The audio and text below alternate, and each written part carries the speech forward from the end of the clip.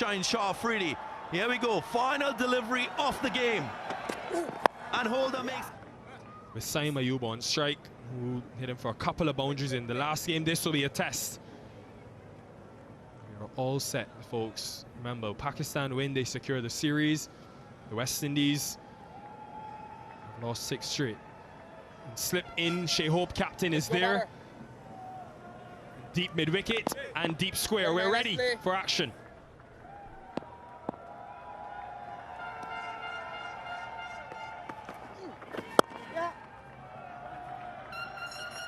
Purchase there.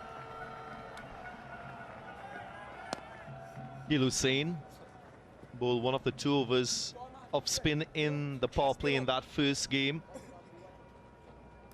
Bowled predominantly in the middle phase of the innings. Had 1 over in the last 5 too. So he is an all-phase bowler. So his utilization will be crucial. Again, when the ball gets older, you tend to get more purchase, more turn from the surface. So tactically, Shea Hope has to be sharp.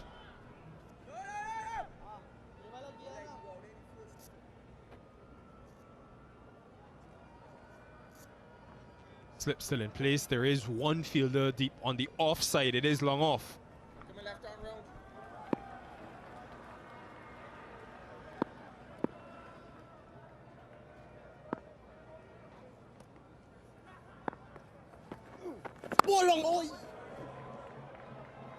It's the same pitch, DG, so you think spinners could come into the game like Pakistan showed in the first game massively today.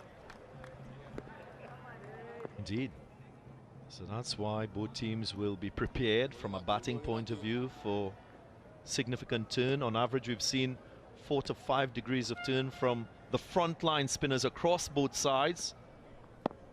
So those softer skills required to perform well against that style of bowler.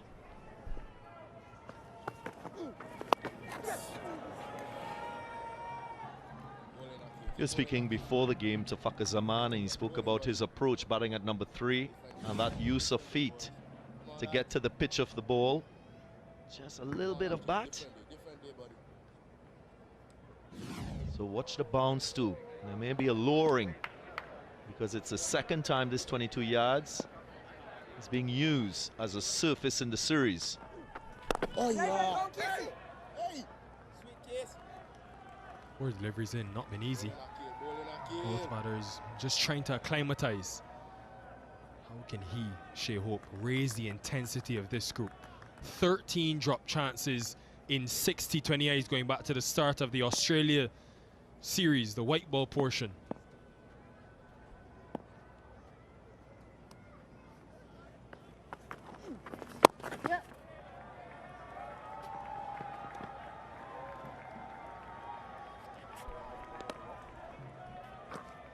Sun will be pleased with this combination at the top.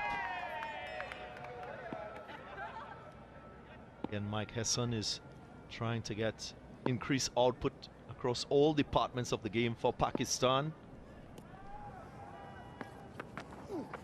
And the money straight away is Zakir Hussain, like usual with that new ball. 3 without loss.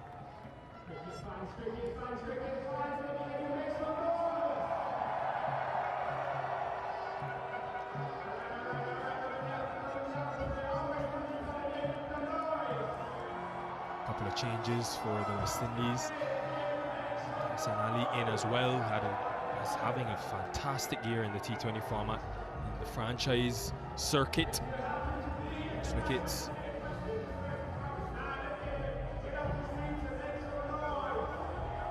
There's a first T20I for Alec Athanaze, his 5th and first since August 2024, that post-World Cup series. And this was before the game today. Mike Hesson, he's so methodical in his planning. And we know batters have meetings before they come to the ground, but this was interesting. And Fakhar Zaman told me they have this before every game. The top 5 assemble in the middle and have a discussion about where are we looking to score and what conditions, or what we can do with conditions. Jason Holder. A lot of talk about Mike Hesson being data-driven.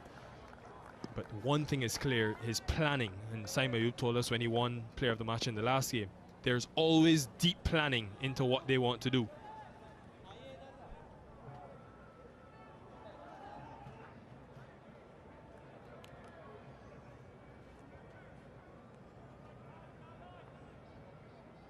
Coach, right of screen. Third series in control. Deep square, deep point. Yeah.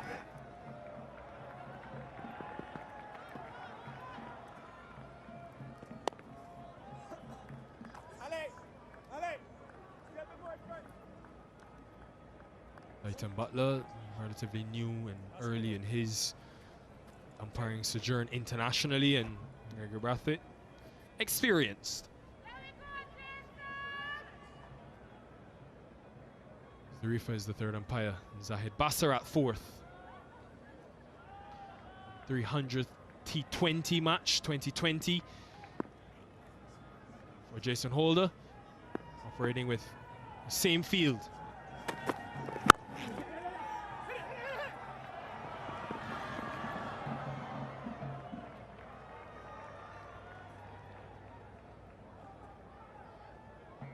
West Indies went to that good length to get Farhan in the last game. It was Shamar Joseph.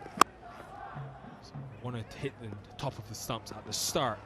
Find the good length consistently before branching out.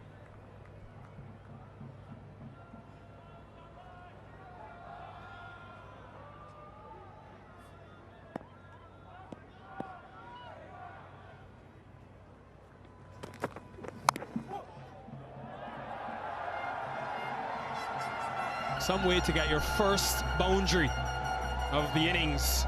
Don't think he was intending it for it to go there. He'll welcome this, showing that attacking intent straight away, as you would expect. Simon Ayub will be looked at because of that innings he played in the first game, a half century, really paving the way for Pakistan to get to 178. And there was a clear plan from the West Indies to go across him, stay out of that arc. Dismissed him with a straight Yorker. Again wide.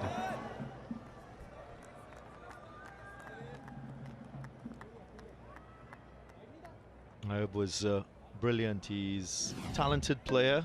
Appears to have a little more time to play the ball because he judges length nicely and quickly as well. He's a short man, so very efficient in his footwork too at the crease.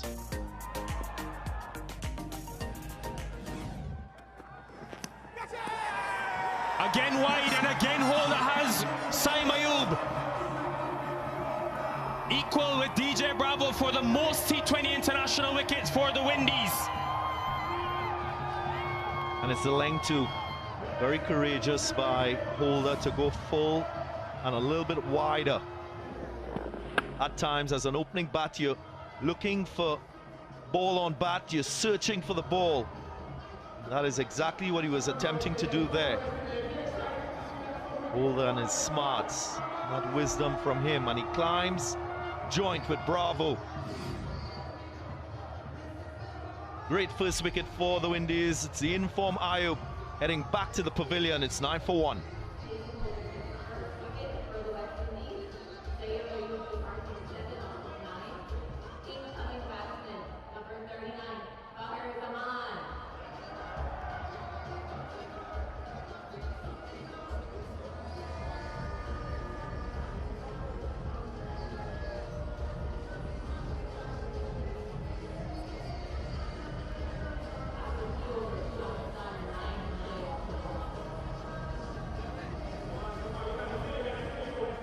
And they call Fauji, also known as Soldier. Because a man in at 3 has shown enough versatility, batted at 4 in the last T20 World Cup, opened in the last series, and now he's found the new home. Number 3 will be used to this, coming in early in the power play under pressure.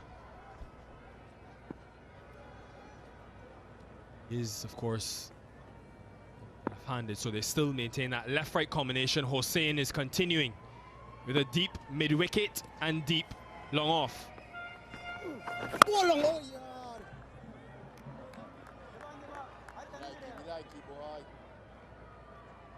I think that Shea Hope has to think about maybe Gudakesh Moti bowling and over in the power play, giving him some confidence. That's something that you do as a captain when a teammate is not at his best form. Oh yeah! Last 10 T20 internationals played by Moti. Once he got 2 wickets, so this was maybe an ideal time for his introduction as Holder just inducing the false stroke from Ayub on that occasion, mixing his lengths up, the setup to that delivery, beautiful to watch.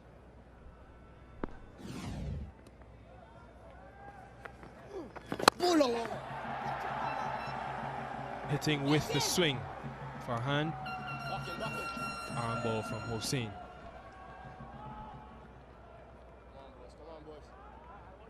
One wicket away now, Jason Holder, after getting Ayub for a second time in the series. One away from becoming the all-time T20 internationals leader. Doing Bravo. Hossein is there as well. And of course, Bravo played a lot more matches, but the average actually, Bravo's is less.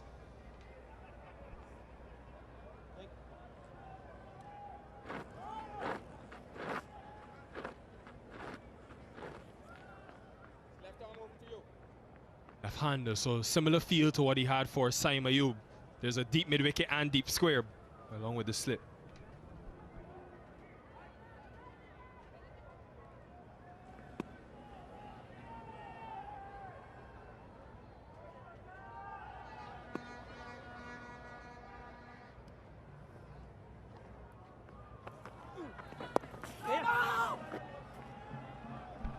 Yeah, what we've seen from Jason Holder is a continuation of his form in 2025 in T20 cricket.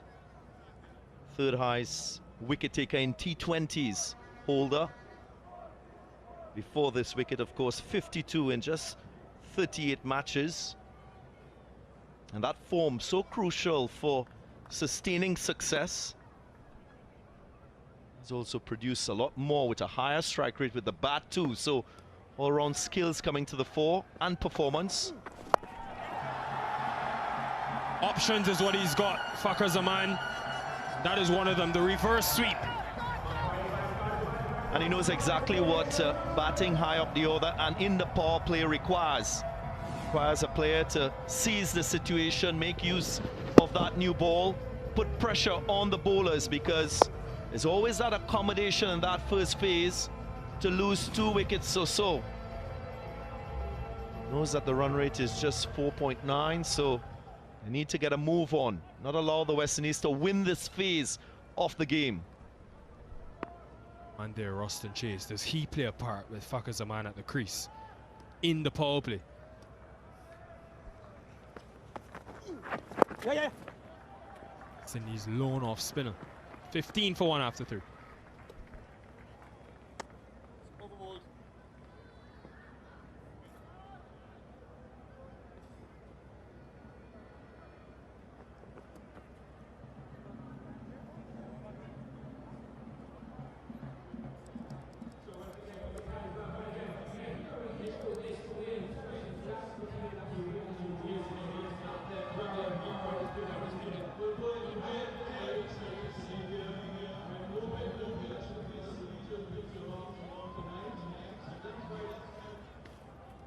Amanaga told us at the toss he wants to be flexible with his batting order. They're still trying to put guys into different positions to get the best out of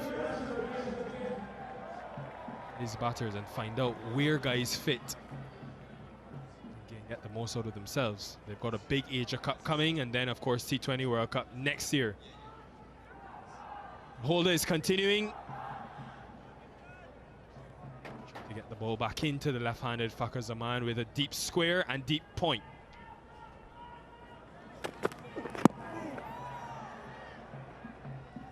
I spoke about Holder and his cricket intelligence. Appreciate his lengths. He was on that red band for the first 4 deliveries, and then went a little bit fuller and a little bit wider too. So created the pressure nicely and then dangled the carrot for Saim Ayub, and he chewed it up.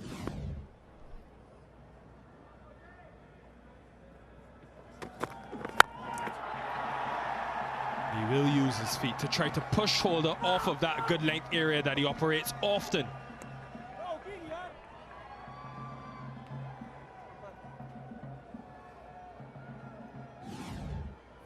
For giving chase. Yeah, we often see that power position from Fakhar Zaman. Allows him to step hit, to advance into the ball, get a little more energy going into his swing. And make good connection in that previous occasion.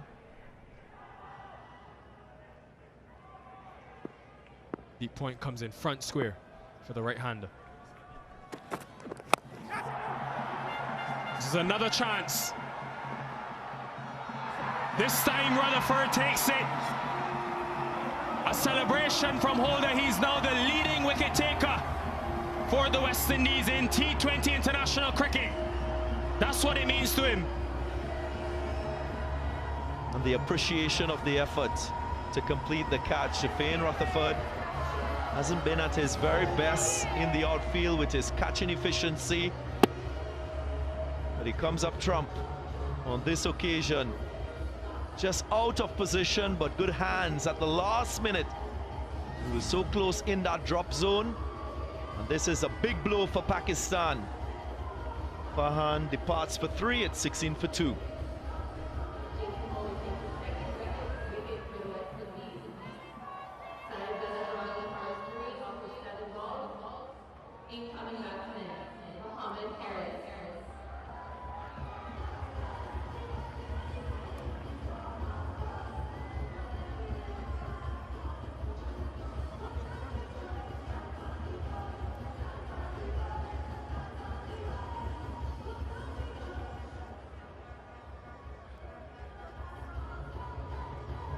Batted at 7 in the last game, Mohamed Harris, but is known for coming in the top 3 and inside the power play and putting the opposition under pressure with the different areas he's able to score in.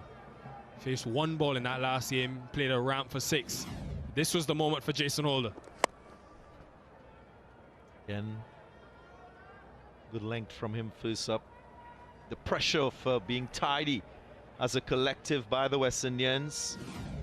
Just pushing Pakistan batters to jump out of their comfort zone, as we saw with Farhan, his Holder. Just squeezes it over Shepherd. He's really filled the void. Akil Hussain hasn't been able to get wickets in the power play. Holder, 13 wickets this year, 9 of them have come in the power play.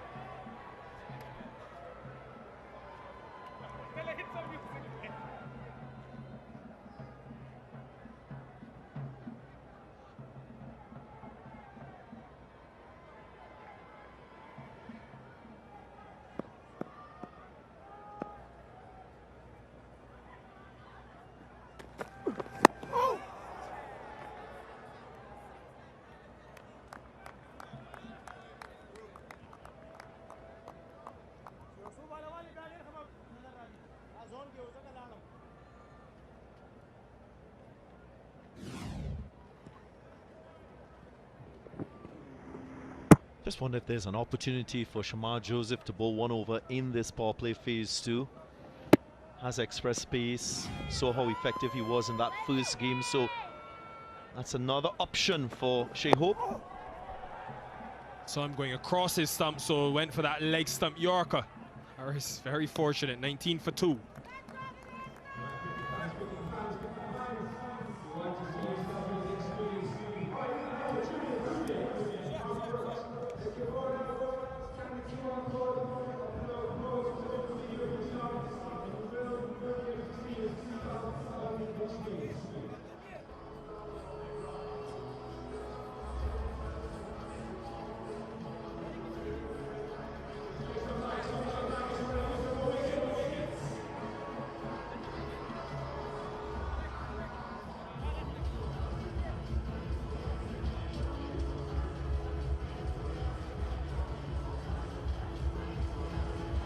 Good start for the West Indies with the ball.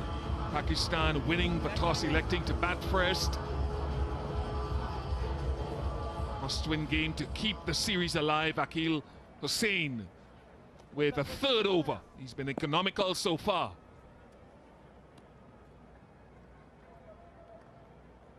Deep mid-wicket and deep backward square. Oh yeah. To the pitch and at the stumps. Hello, Basit. Hello Vishbai, hello everyone. It's a great start for West Indies, couple of wickets up front. Now the test for Pakistan, they want to be aggressive, but they've lost two. Both players, Fakhr and Haris, will take on the bowling. Carry on. Dangerous, he does this. Whatever the surface is doing, Haris will try and take it on. This is a difficult shot. Backing away on a pitch where the ball's staying a little low, off the back foot, difficult.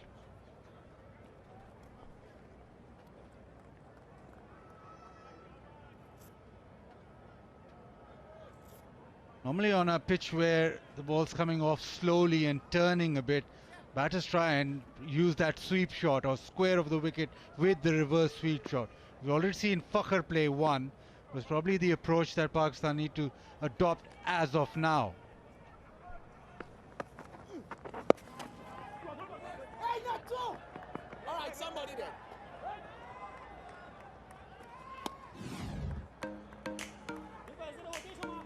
Same surface used for the second T20I. It's quite dry. So in the first T20I, the ball did turn. And it just seems as if that will carry on.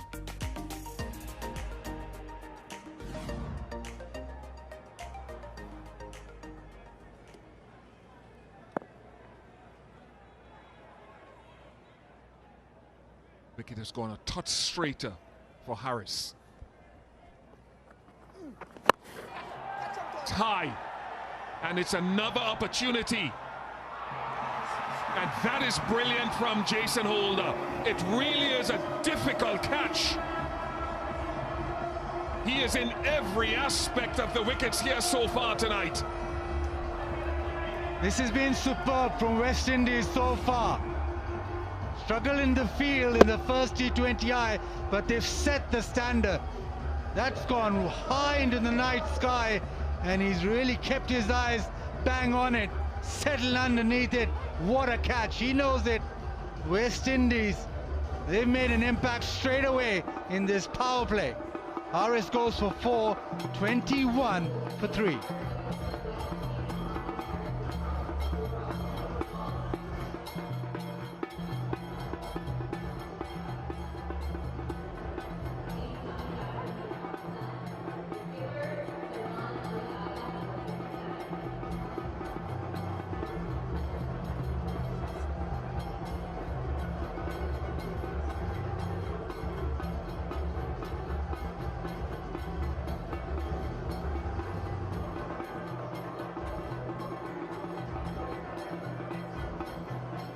Good start continues to get better. Salman Aliaga, the captain, has come to the crease.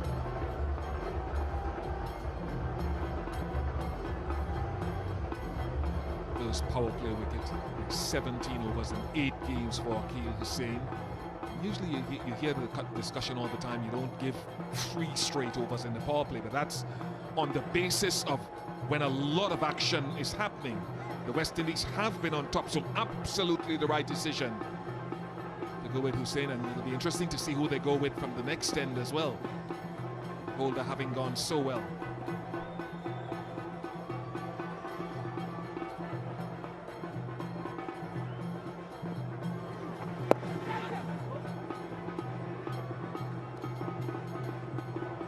Captain off the mark. And this is a fabulous catch, because to be able to run back and keep your eyes on the ball, judge the depth, and then stretch away. Fabulous hands. The couple of catches that West Indies have taken have been top order.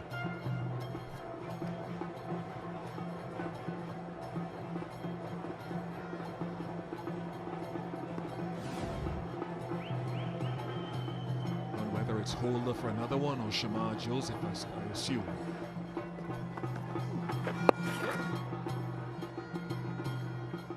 .23 for 3.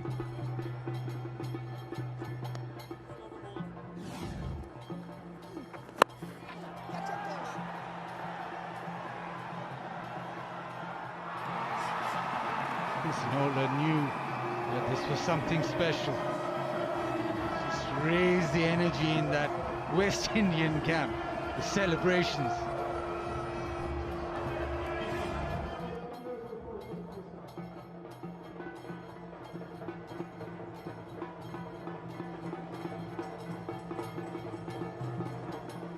Saeem Ayub, early Farhan, Mohammed Harris,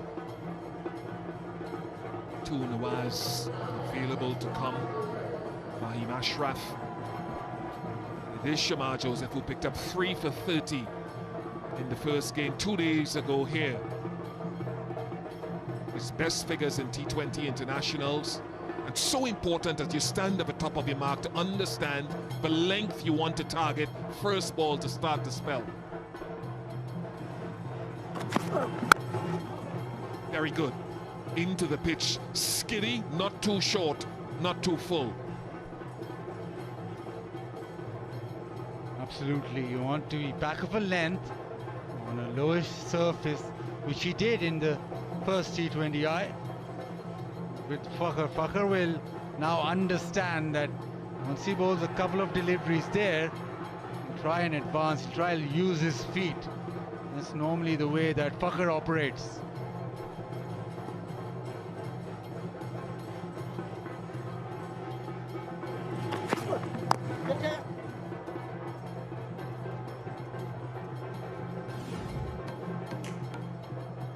He was very good in that first game. And it was back of the length sometimes, but more in a good length initially, and then changing up his length as he went deeper into the game, getting a little bit fuller, occasionally changing his pace.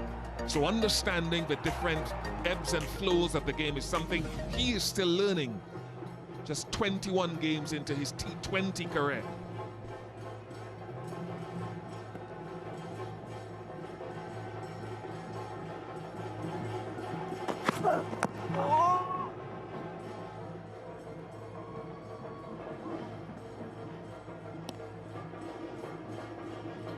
Already seen a few cut shots which have got inside edges. It shows that the ball's not really skipping onto the bat, so it's better just to maybe slightly back of a length rather than go searching full. Probably the easiest delivery right now would be the ball pitched up. And just hitting back of a length on a dry surface. It's much more difficult to cut and pull on this surface than drive. So if you want to drive, fire a car.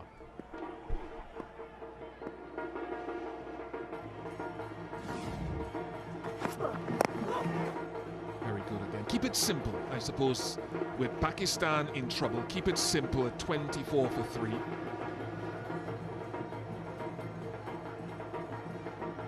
Quite often you talk about the last over of the power play being a difficult one. Not so much this time, that's Bazit Khan, who gave you that old used line a moment ago.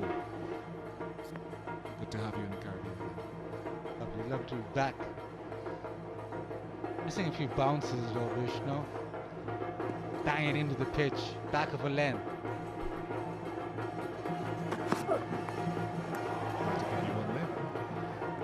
Talk about that final over of the power play, but with wickets having fallen and Pakistan under pressure, it gives an added buffer for Shamar. What can we expect from Salman Ali?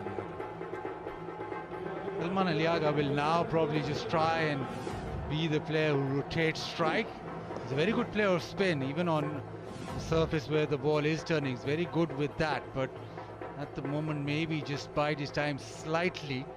But still Pakistan bat really deep, and that's the advantage of the structure of the team. You bat deep, you can take more risks. Very good from Shamar Joseph. Power play complete, 24 for 3.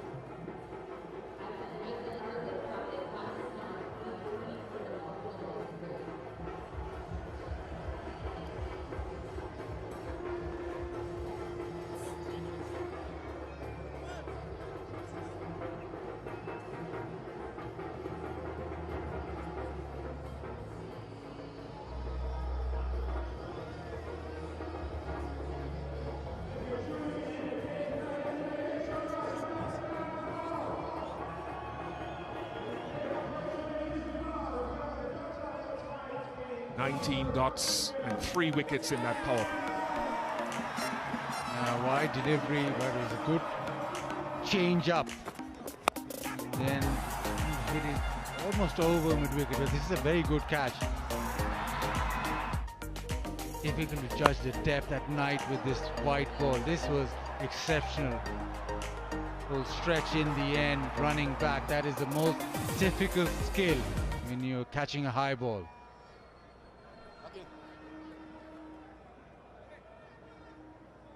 34 wickets in his T20 international career. Didn't bowl at all in the first game. 29 of those 34 wickets in the middle overs, as we term them, 7 to 15.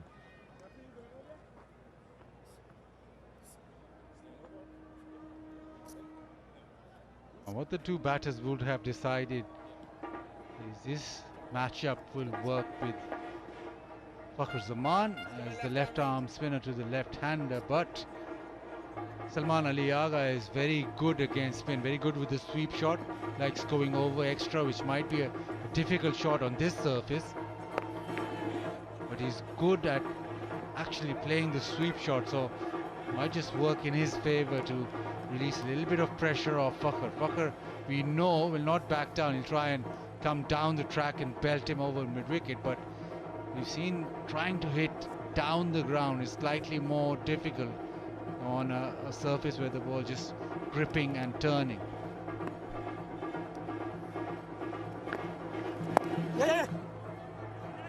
Touch. Good work from the big man, Mario Shepherd. And that's important because the West Indies, I thought, gave away about 15 to 18 runs in that first game through misfields and missed opportunities for catches. And they lost by 14.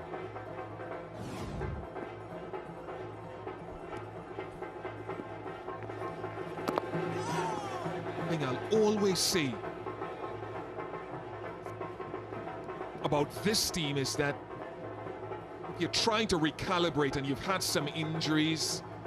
No Robin Powell, no Brandon King, no Hetmeyer, for example. You've got to be able to do the little things like fielding and catching well, and that's not only in this series, but heading back over a period of time.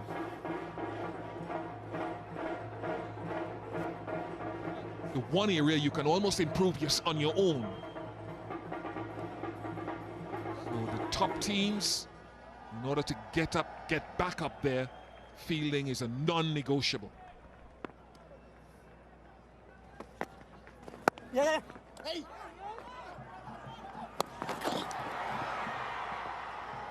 Moving from Roston Chase.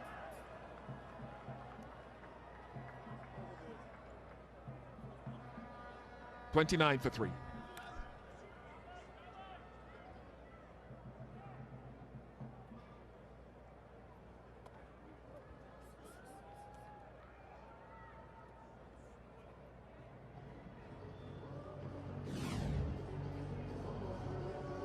Pakistan just trying to get some rhythm into the innings.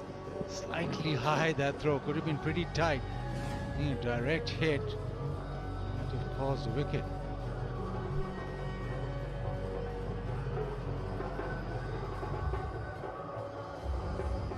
Four bowlers used. It'll be interesting who bowls in these middle overs. He's got the option of Roston Chase with his off spin. Well, West Indies look there. He wants spinners to operate in these middle overs.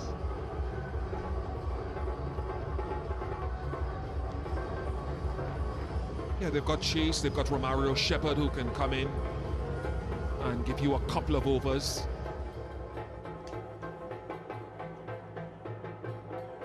Playing the extra batter tonight with Afanese coming in along with Casey Carty. So for the conditions, it's probably a slightly better balance for the conditions. Joseph.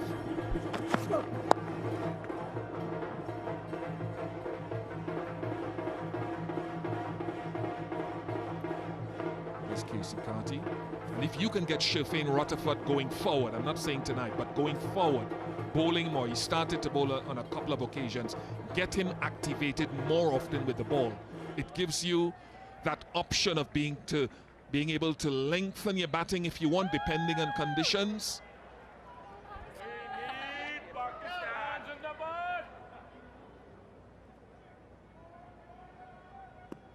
Says that it's the West Indies' best bowling performance in the power play against a full member nation in the last 10 years.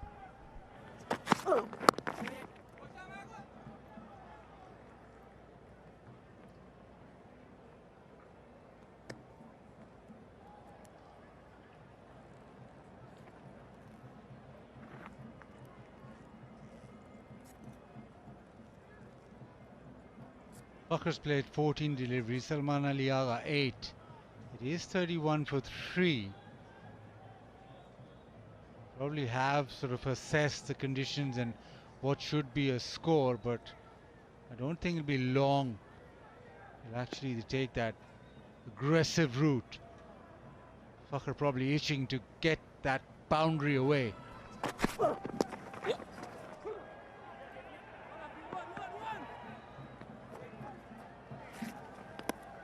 Again, good fielding, just restricting them to 1. So at the moment, Pakistan not being able to break free.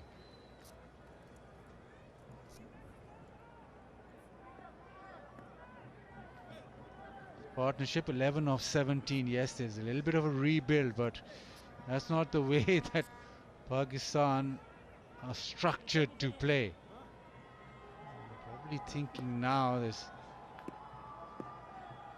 time just to take a little risk.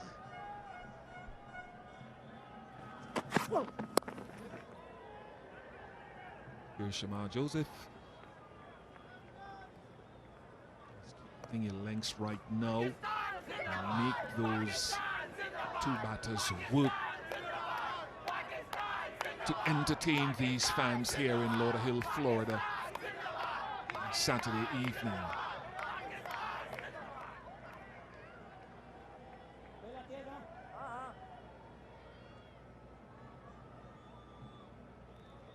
Four deep fielders leg side, so it generally has to be a straight line.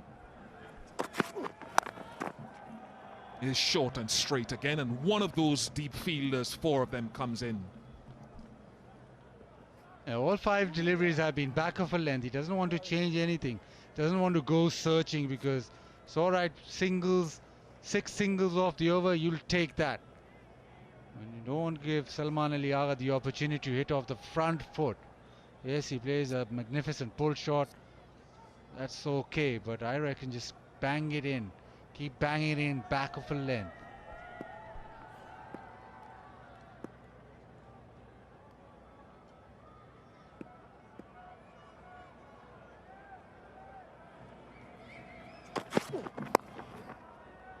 Very good 2 overs from Shamar Joseph.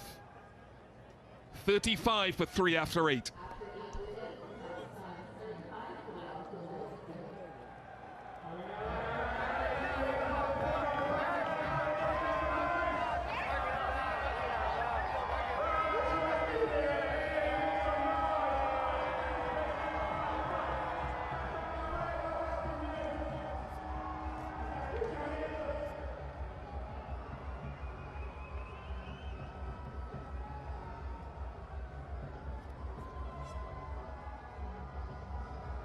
Yeah, sedate, very sedate from Pakistan. It speaks to how exceptional the West Indians have been tonight. They've been on song with the ball. 3 wickets in the power play. They really controlled that phase of the game, 24 for 3. There's something for them to cheer about. They've been, I suppose, in a sense, pleading for the West Indies team to get a W. Many around the region, around the globe who support this team have seen so many losses that they're desperate for a win. Gudakesh Moti continues. Advancement down the pitch and starts the over with a maximum. First off the night.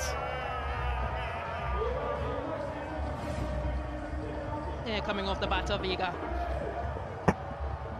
Advances down the track. Gives himself just that bit of room. Yeah, 3 boundaries so far for Pakistan. Very unlikely. This is where that cricketing intelligence comes in. They won the toss, Salman Ali Aga, and decided to bat first. They've seen the conditions. They need to make that assessment. What is a good number? How many can they work with? If they can get to 150, it will take some effort from here on end. They've got some experience in Fakhar Zaman and the captain out in the middle though. They're down the track as well for Fakhar. And he almost matches Aga, this time a 4. And so they've decided that this is the over they want to get going. You can understand from Moti's perspective, just trying to bowl it a bit wider because he possibly saw the advancement of Fakhar. It gets bat on ball, and so far it's the biggest over of the innings. Slaps it this straight, should be just the one. And we've seen in recent times Gulekesh Moti bowling that wrist spin. I spoke to him a few days ago. It's something that he's trying to develop, that he can utilize against the left-handed batters. Left-hand wrist spin. Hasn't utilized it just yet. No. That's it. Still a work in progress, really. A bit of a fumble. They've been good in the field so far up to this point, the West Indies. Heard the previous commentators speak about that facet of the game, Stacey. Yeah, you don't want this creeping in. Upton to go with the one hand. Mario Shepherd.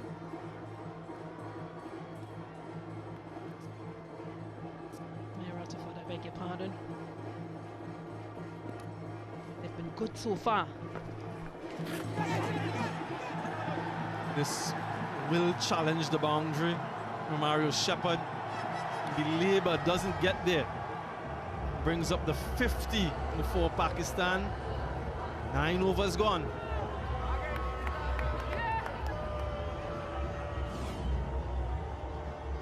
Just helping this delivery down the leg side, played uppish. Shepherd giving chase. Ball just getting into the boundary ropes.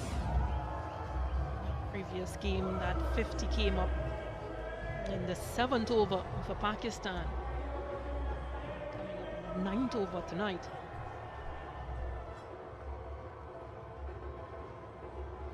$18 runs coming off that previous over. The most expensive of the innings by some distance. Prior to that, 6 runs was the most expensive. So essentially in 1 over, they've tripled that. That first one, well struck for 6. And Fakhar Zaman got in the act. Naga again for good measure. So that's the sort of acceleration they've been searching for, Pakistan. Anyway, here again in Fort Lauderdale, and so many things to experience. The cuisine is out of this world, so many options, quite diverse. Whatever suits your palate, you can find here. It really is remarkable to see the variety that's on offer. Not to mention the shopping as well. Of course, you come for the cricket. So many members of the crew doing the shopping, Stacey. Down the ground, Romario Shepherd gets there. Wonderful catch. Ruston Chase into the attack. First ball gets rid of Fakhar. Yeah, another wicket for West Indies as they keep the pressure on. The first delivery again wider, bowling to that plan. Luring Fakhar into the shot, but not the connection. And he holds out a wonderful catch from Romario Shepherd. And the Chase strikes with his first Pakistan goes for 20. And Pakistan lose their fourth one, 53. Yeah, Western Chase getting another wicket. It's time for some hydration. And we'll have that Dasani water break.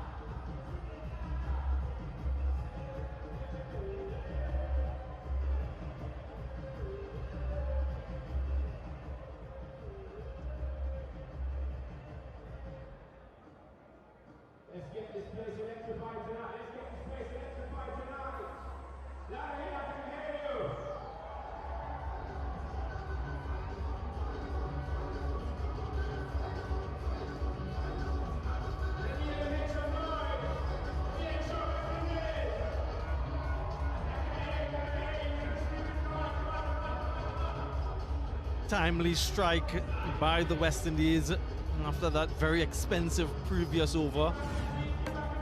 The wickets to fall. Saim Ayub, an important one for the West Indies after his half century in game one. The guile of Jason Holder, and he gets another. Shofin Rutherford with the catch, and they were all happy, extremely pleased with that bit of fielding. And Akil Hussain returning to get a wicket in the power play. Great catch there from Jason Holder. Just a few moments ago, Fakhar Zaman holding out in the deep. Another bit of good work from the West Indians in the field. First delivery from Ruston Chase. Jason Holder on his way to becoming the leading wicket taker in T20 eyes for the West Indies. Hassan Nawaz is the new batter. The 22-year-old who registered Pakistan's fastest T20 100 match this year. Look at that strike rate, exceptional in 13 matches.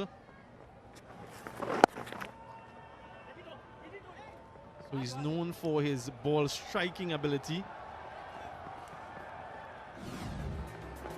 It's the second time Ruston Chase has gotten Fakhar Zaman in 3 innings.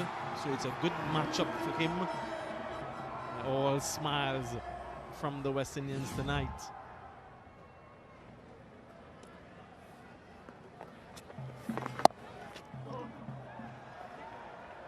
Something they're trying to do, Stacey, and from all reports through the middle overs, is to play the modern way, to continue to go hard. Victory for West Indies tonight. Easy, easy. Yeah, let's go. Let's go. Let's go, West Indies. Let's go, West Indies. Let's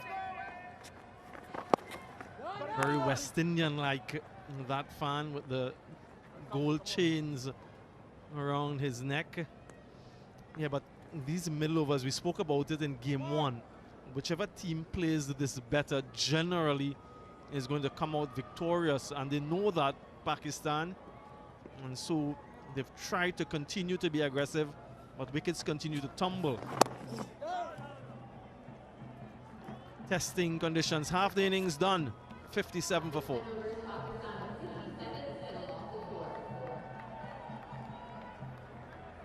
All eyes will be on this partnership. Hassan Nawaz scored 24 from 18 with 2 maximums, 2 sixes and a 4 in the last match. Youngest Centurion for Pakistan. What will be expected from him?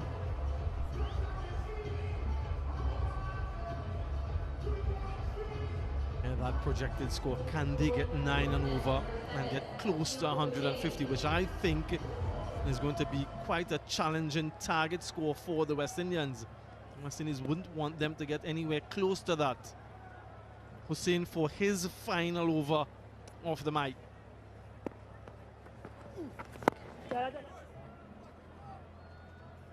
Yeah, just have a look at the comparison from game 1 to game 2 from Akil Hussain. Quite short in game 1, 63%, and has to do with bowling to left-handers quite a lot in that particular innings.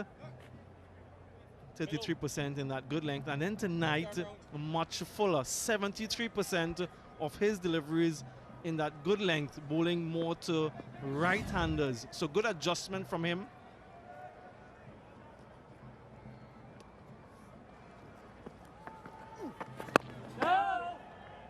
Really understanding the requirements of the situation. 135 is the predicted score. What's your prediction, Stacey?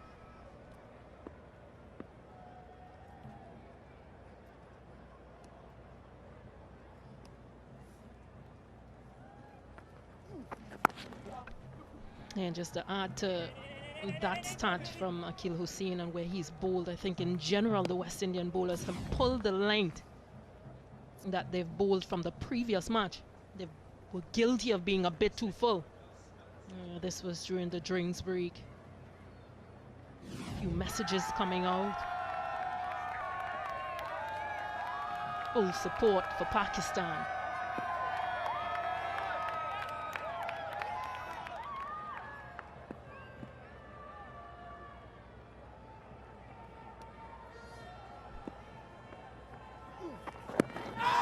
Huge shout from Akil Hussain. No interest from umpire Gregory Brathwaite.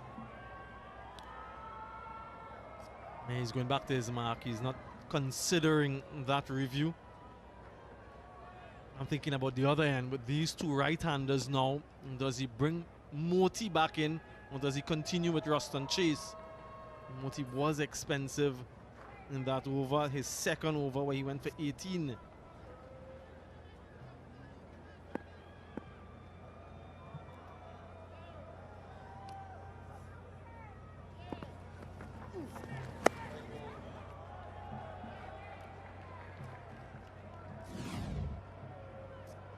First extra of the night.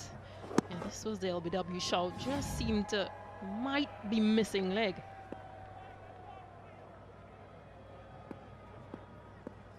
Yeah, the youngster will have to play a more decisive role going forward. Joel Andrew in terms of those decision making with the LBWs and the DRS. Only his second T20 international game, remember, so as he goes deeper into his career, he'll understand the importance of assisting in the decision making, being directly behind the stumps.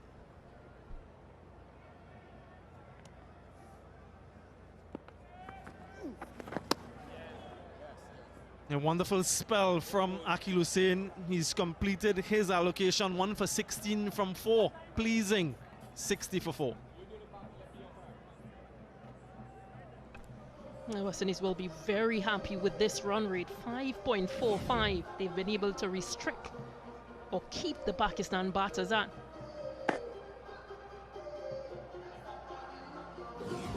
Has been umpire's call. That LBW shout.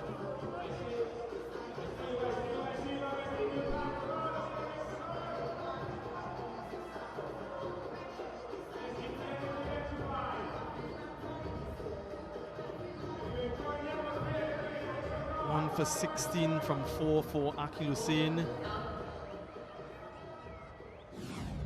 Yeah, that end of the over, he was signaling to Shehu, left unorthodox, get Moti back on. And on point, Gudakesh Moti returns. With the two right-handers, it's a more favorable matchup for the bowling team. We're seeing these fans, we've seen them for such a long time, really desperately wanting something to celebrate. So far, it's all smiles.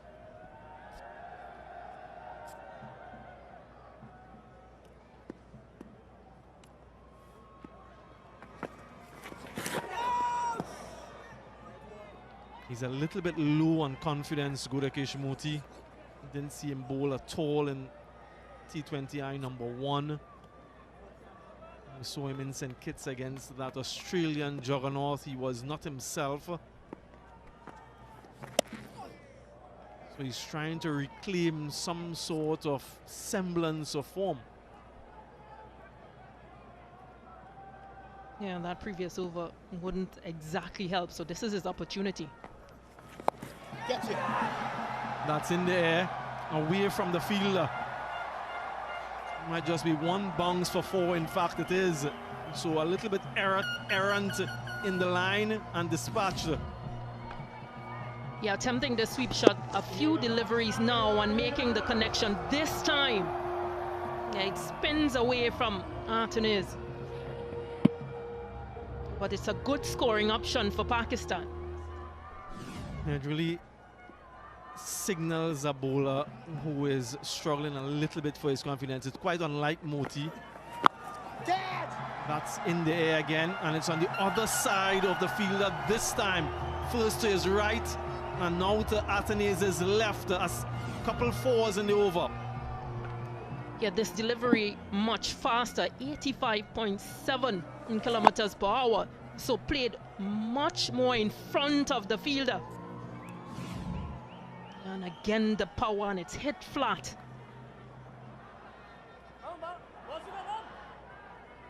Gudakesh Moti will be very disappointed with his return on this particular surface.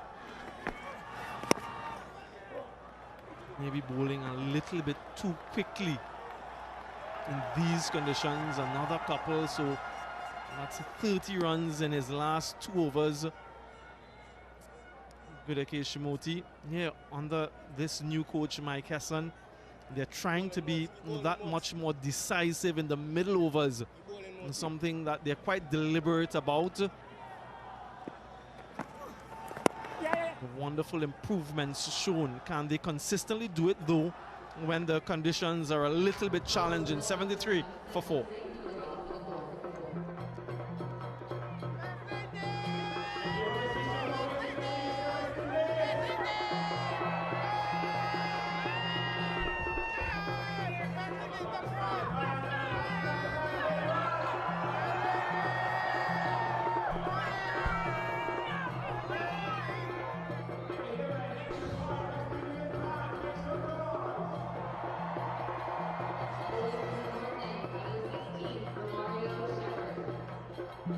Fighting Pakistan, partnership up to 20. They and Bazid Khan will be hoping they can get close to 150.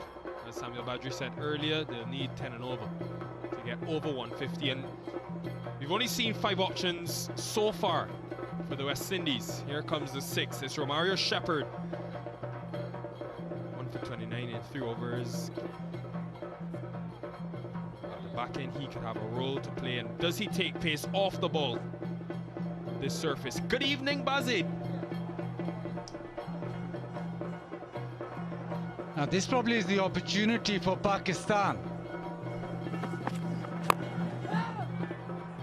Salman Aliaga, we know, very good against spin. We saw that in the previous over. But Nikhil, Pakistan will now be thinking, yes, the opportunity now with pace back on. Try and get a really big over.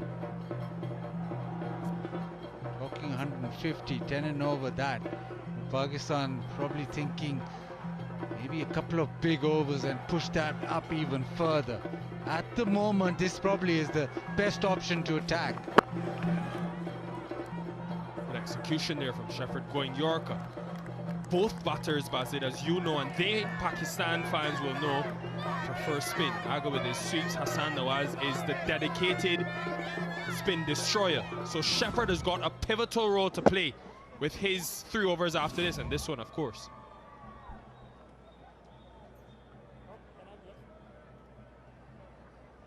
Hassan Nawaz won't mind this. He's a player who's come up the ranks, who's opened the innings as well, so he does not mind pace on the ball either. Length has to be important now.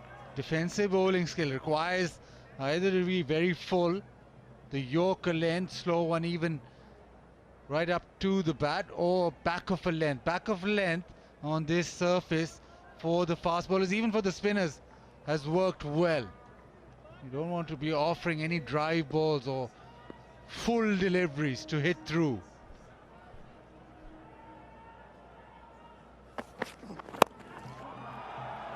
Gonna keep him away from the V. So strong down the ground and in front square, Hassan Nawaz.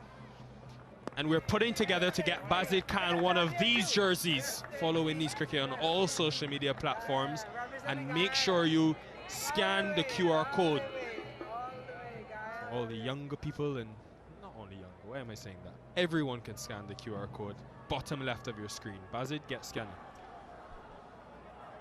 Are there any helmets available? Maybe you'll scan that then.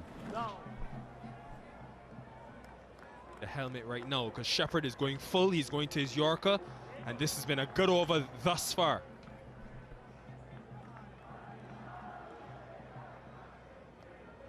The first 5 deliveries, just 3 runs, so this has been an impressive over. The Yorkers worked well. You want to get out of this over, just maybe concede 1, maybe take a single on this last delivery for himself. Another very good delivery, very concerted effort to bowl extremely full, the Yorker in play. Just 4 off that over, 77 for 4.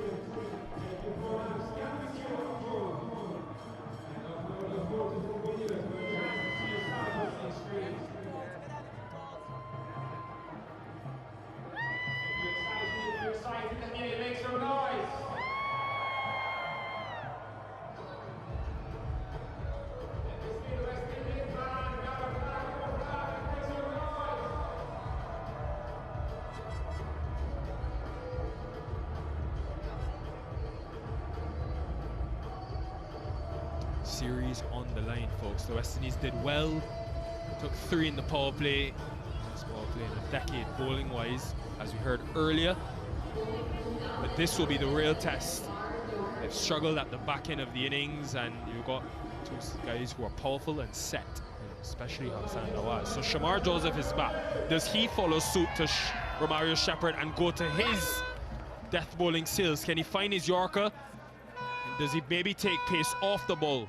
He's got a fine leg, deep square, and wide long on.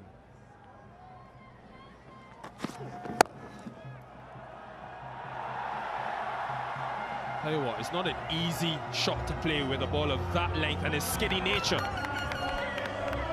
Yeah, pace on. It's not short enough, just not back of a length enough. Just slightly full. And that's why he's thumped it down the ground. He's very strong down the ground. Anything in his half will go now. That might be the length, but he'll want to be straighter. 3 on the leg side, and he's got his deep third and deep cover with mid-off up. And that will be the discussions now from Holder, who's one of the leaders of that bowling attack, and Captain Shea Hope, who's not occupying the gloves. What do they do with the field now? Fine leg in. Another fielder in front square in that V, Basit, right of your screen going back, straight mid-wicket. What West Indies don't want is to fall away in the back end of this innings with the ball. It's better, he's just dragged the length slightly back. You know exactly what Hassan Nawaz is trying to do. He's trying to hit over the top, down the ground. Trying to go over cover, over mid-off.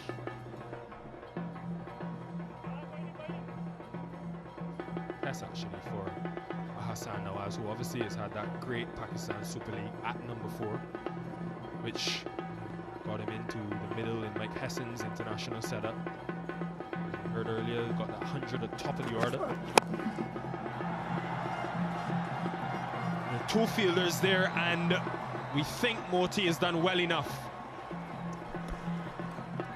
This one aspect has really stood out tonight for West Indies is the fielding.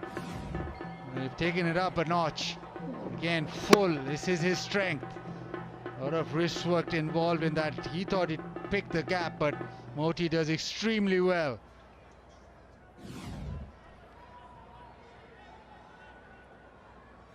Was over 50 against a fuller length. Just 8 against good length. Can Joseph find that? Well, searching for his Yorker. If you're full, you got a nail.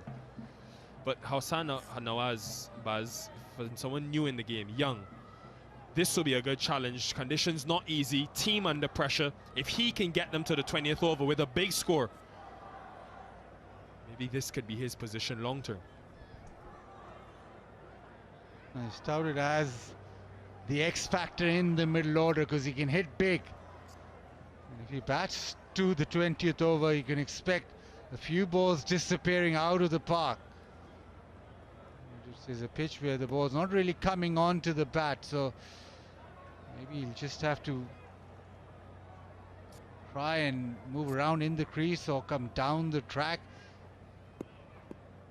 But Shamar Joseph right now has to hold his length. Very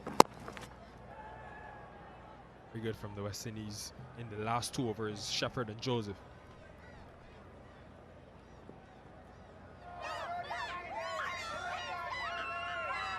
A lot of Pakistan support have come here from all around the US.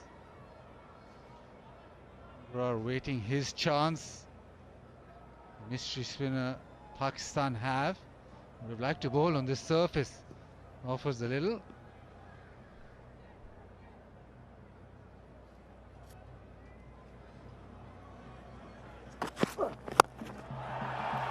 Just slightly missed his Yorker. That is the strength of Hassan Nawaz. He's some talent. 91 for 4.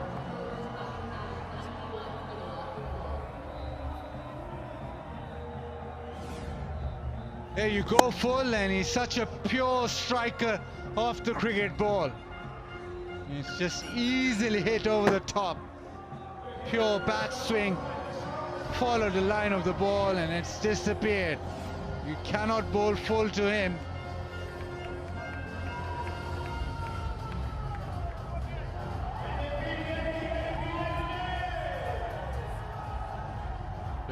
Off the last 5, so they're trending in the right direction. This is a time now for the West Indies to regain control.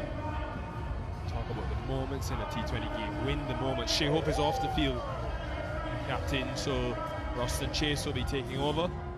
Standing captain. Interesting decision, going cross seam and going full. Had his fine leg deep square and mid wicket on the boundary, and still opted to go full. Off in, so Hassan Nawaz, minimal risk and high reward. Shepherd is back. Does he go to his Yorker that worked well in his first over to Salman Aga?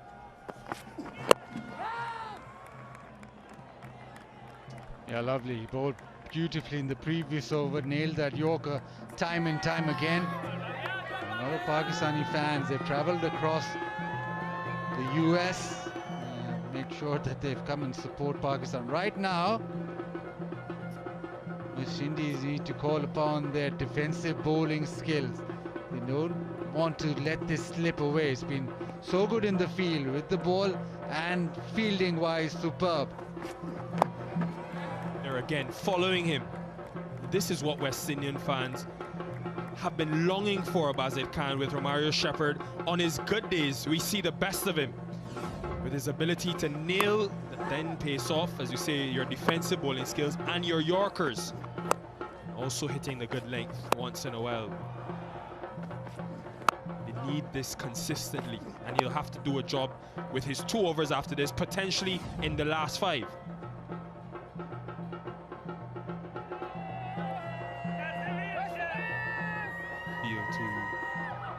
Hassan Nawaz now. One less field. The leg side, they have long off in place where he hit the last 6. Taking him wide. Is that the best place to bowl to him, Bazzi, do you think? Yeah, gotta get away from his bat swing. He's very pure down the ground, over extra cover and sort of mid-wicket region. You can either attack him or either just bowl wide outside the off stump, hide the ball from his bat swing, or some bowlers do attack him with the short ball. I don't think on this surface that'll be the option. This won't be the option. You bowl full and miss your length. That was a low full toss, but Hassan Nawaz has power to burn. He is the definition of the brand Pakistan want to play going forward. We're down and out, in trouble, we will counter-attack. 22 years old from Laya. Some talent. Do not bowl full and miss. Makes you pay. And even with long off bat, they didn't have it in the previous over, they have it now, and it's the tallest man. He can't get there. Make that 2 in a row. Game is shifting as the 100 comes up. You bowl full to him at any sort of pace and he'll make you pay. That is right in the slot. And that's that bat swing again, straight down and following the ball. There's the power. Another maximum. He's ticking. Pakistan now look competitive. 51 the partnership. Hassan Nawaz dealing in 6s. Does he go shorter, pull his length back and bring his deep square, deep point and mid-wicket into play? He does pull his length back. And Hassan Nawaz is also skilled there. He was 15 off 15. He's 39 off 21. 110 for 4.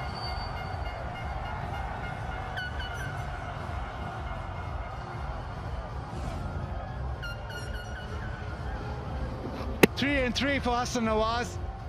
He's going short, but that's not enough pace on it. Again, the swing of the bat, the power that he possesses.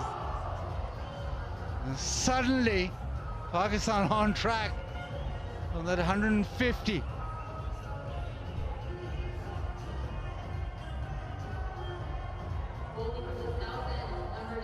$110 for 4. Hassan Nawaz, 22 years old.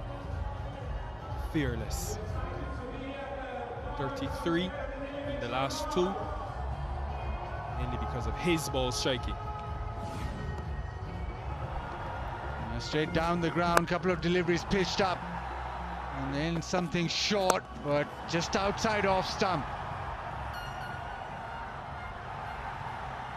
That's shrewd batting, knowing that Shepherd would put his length back, hitting the ball in front square. Yeah, humid. Some slippage maybe of the ball as well. Holder, who's come around the wicket as he commonly does the back end. He can go a straight Yorker or across the right hand and wide. This will be the challenge. We know what Hassan Nawaz is thinking. He's thinking hit it out of the park. Jason Holder round the wicket. What does he do? Does it take it across? Does he go wide outside off stump? Which might be a risk because third and point are in the circle. Everybody on their feet because it is Hassan Nawaz.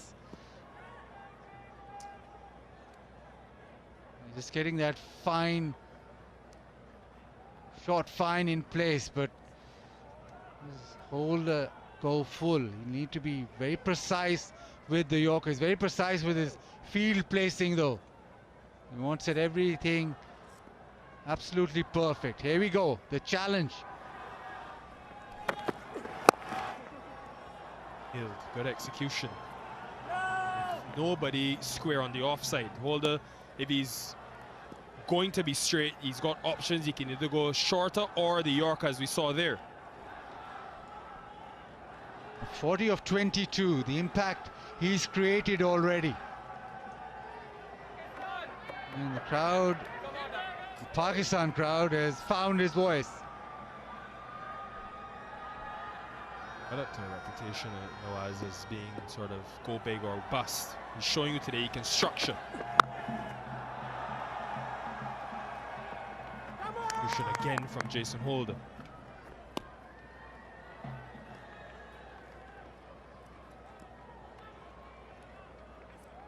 .175. Just 13 innings, but that is quite something. That's exactly the sort of player Pakistan want and need in the middle order, especially. He's got 100 in T20 I cricket, which was opening for Pakistan, but he's making this number 4 spot, number 5 spot his own. Catch and gone. It is Jason Holder. What a game he's having. Huge wicket, huge moment in the game. In the pressure moments, you ask your senior and most experienced players to stand up. 32 off the last 2.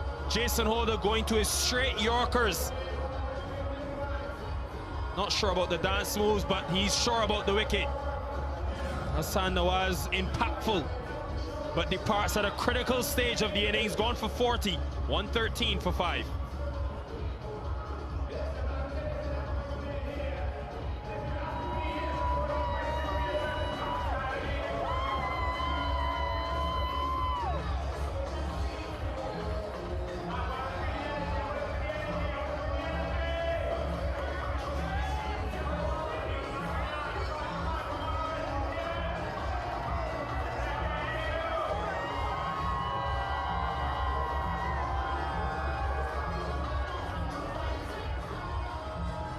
This collection of personalities perfectly depicts the sport of cricket. Some sad, some overjoyed.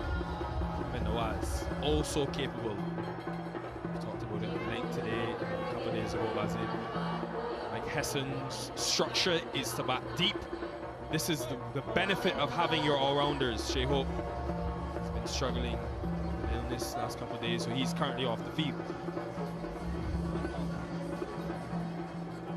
Still batting to come for Pakistan. Still got Fahim Ashraf after this, Shaheen Shah Afridi and Hassan Ali at number 10, so it's batting deep. Number 10, Hassan Ali. Now it's up to the captain now really to take on the aggressive mode. This is lovely bowling, just cramped him for room. He's trying to turn it leg side, but it's just the angle that Jason Holder has created.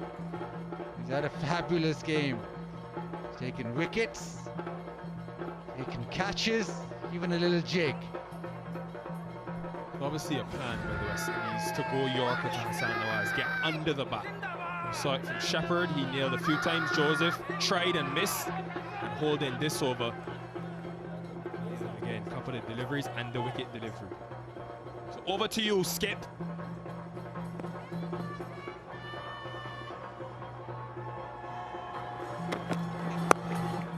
Again, aiming to go to that Yorker. Just be 1-1-15 for 5.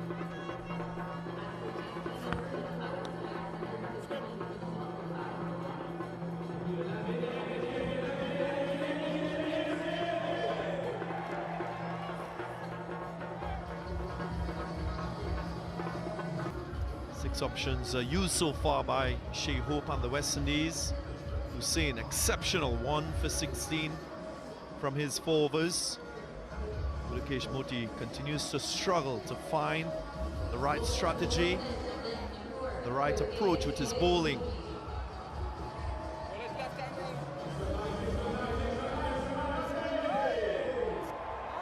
Very important remaining 4 overs. He comes back, so his character will be tested, Gudakesh Moti.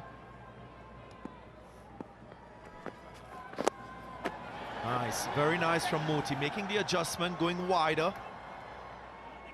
In his earlier overs, he didn't really use that option to the right-hander, which I think is a very good option. Turn the ball further away from the righties. How about Jason Holder and his excellence with the ball? Record-breaking night, of course, going up top as a leading wicket taker in T20s by a West Indian. Crucial wickets for his team. Yep, that's a confirmation. 80 so far and counting. Jason Holder going past Dwayne Bravo. That's close, that's straight. Not out, says umpire Gregory Brathwaite. So Shea Hope going for the review straight away as the refer, the TV umpire.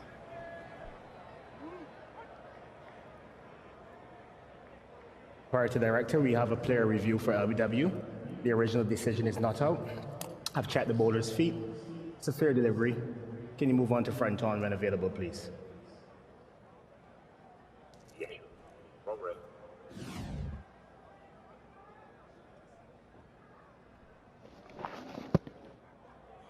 There doesn't appear to be any bat involved. I'll need Ultra Edge to confirm. Comes Ultra Edge. Ball passes under the bat. Gap between bat and ball. There's no bat involved. Can you move on to ball tracking when available, please? Original decision not out. Pitching outside off. Impact in line.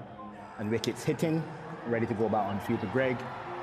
Greg, I'll have to ask you to change your not out decision to out. You're on screen, make your signal now. Another turning point in the game. Gudakesh Moti coming to the fore with a wicket, the important one of Salman Agha, the captain of Pakistan. Another blow to this batting. He goes for 38, it's 117 for 6.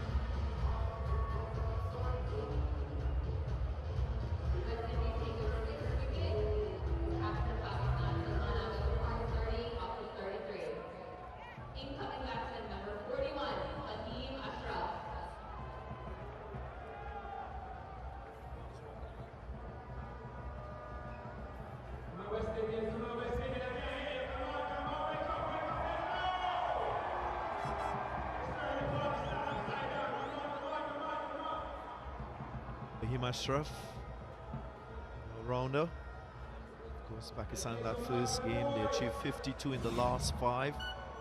Lost 3 wickets though.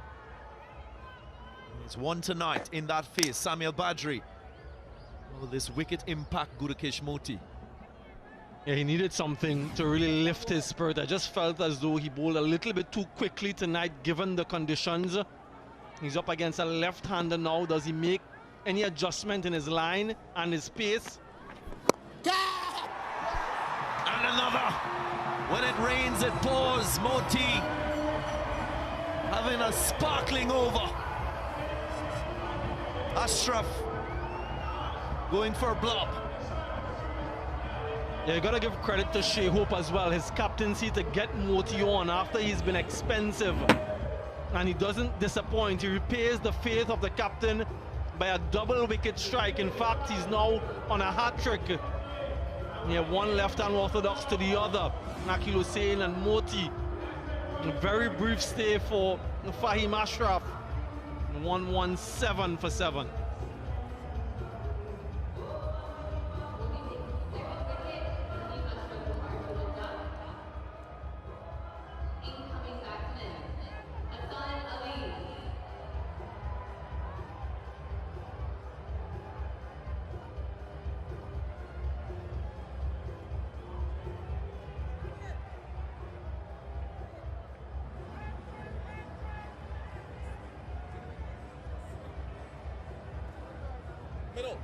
The highs and lows of this great game. Gudakesh Moti experiencing exactly that. Before this over, he conceded 18 and 13, and now he's on a hat-trick. Only one West Indian to achieve this feat in this format, and that's Jason Holder. And Moti join him. Here we go, hat-trick ball. Hassan, well, he keeps it out. Of course, the one change in this Pakistan 11 for this game. We'll appreciate the skill character of Budakesh Moti. 2 from 2.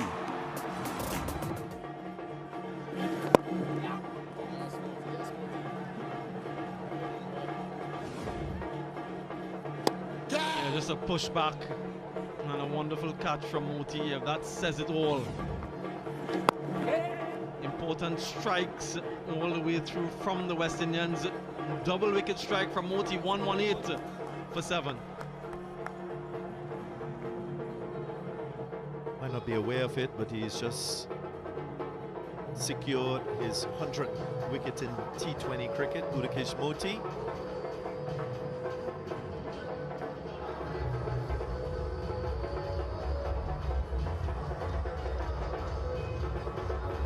Tale of two halves, so to speak. Power play phase produced 24.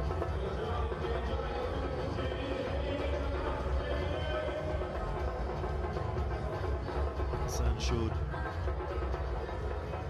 brilliance with the bat in the middle phase, securing 86 runs despite losing 3 wickets and scoring just 24 in the power play.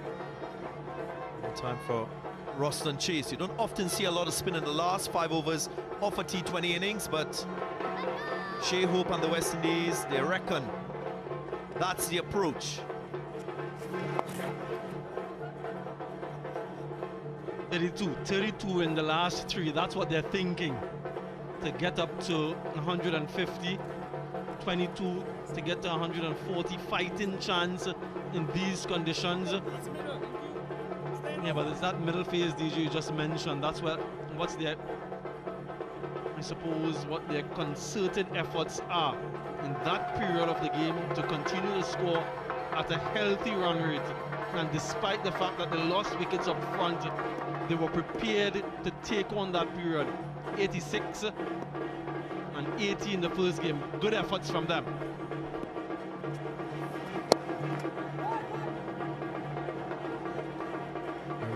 Dots from Roston Chase. He has to keep his eyes on the batter because we've seen the Pakistan batters advance at times, go deep in their crease, so give yourself that split second of making an adjustment as a bowler.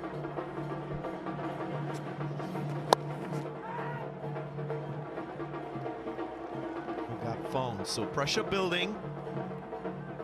What will Mohammad Nawaz do now? Will he try that slug sweep?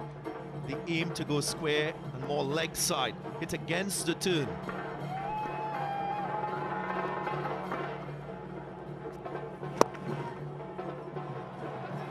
Nice effort from Chase. Doesn't stop the single though.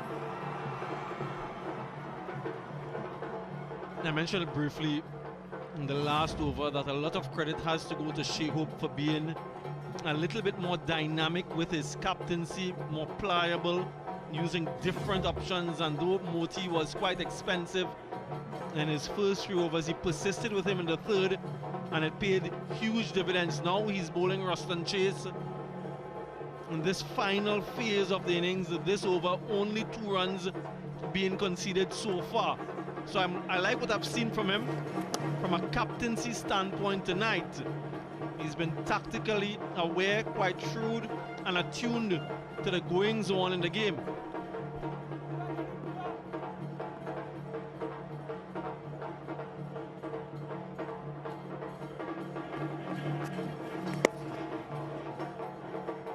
Too wide on that occasion, but good reaction from Chase.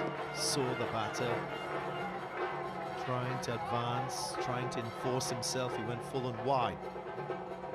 Invite the batter to use more skill at this stage as a bowler. Went after it. Just falls short of backward point. He'll Hussein in that region, so Chase still ahead of the battle. A vicious swing, really vicious from Hassan Ali. Peels off and just out of his reach. Maybe a dive. Pace variations from Chase working very well for him.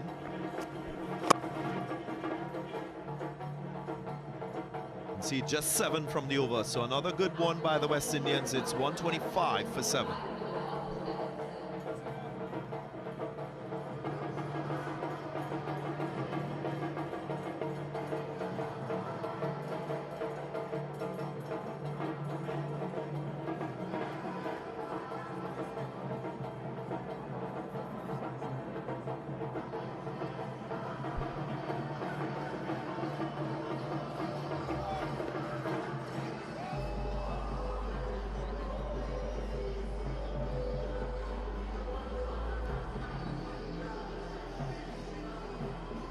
2 overs remaining in the innings. Of course, very important in T20 cricket for you to take note of what is unfolding and possibly change strategy to get more effectiveness. I look at the seamers tonight, West Indian seamers, only 16% of short deliveries, which I think is a viable option in these conditions here. Especially with bowlers like Shamar Joseph with express pace. Should use that option a little more.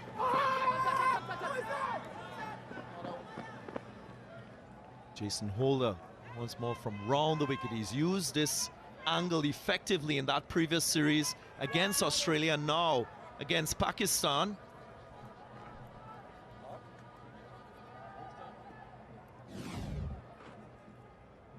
They're very wide off the crease, outside off stump, and going further away. A relatively simple decision for the umpire.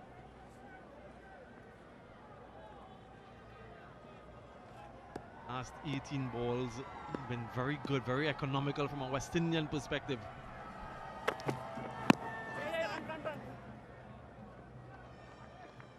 Well, Pakistan will note that Holder used this strategy in the first game. Now in the second game, he's being even more effective. But he got the wicket of Siam Ayub from round the wicket as well. Speaks to the smarts and the deep level of thinking from Holder to execute well.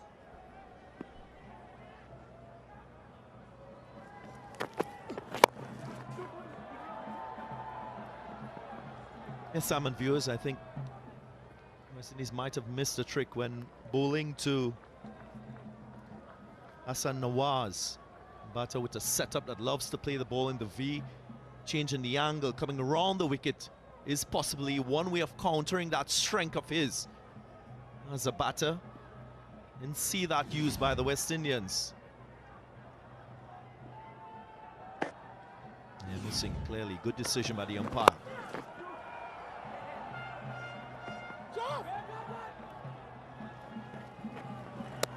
Again, as a team, as players, every single game allows you to know a little bit more about the opposition, so you can plan better going forward. And we've certainly seen that from Holder. 8 legal deliveries remaining. They've gotten to 130. They've got spinners in their rank.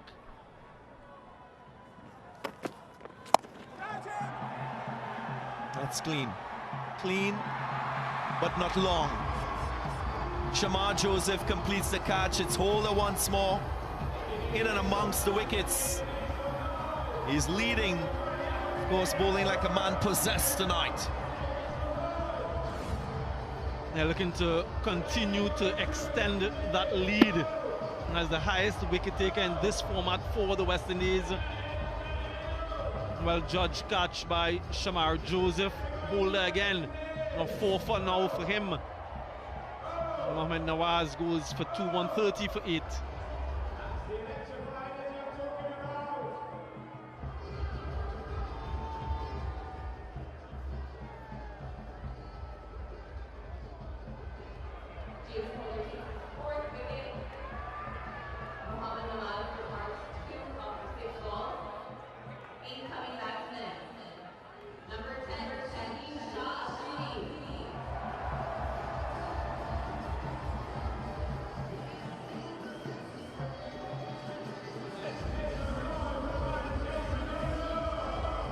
John Shah Afridi hits a long ball, so the West Indians will not want to relax when bowling to him.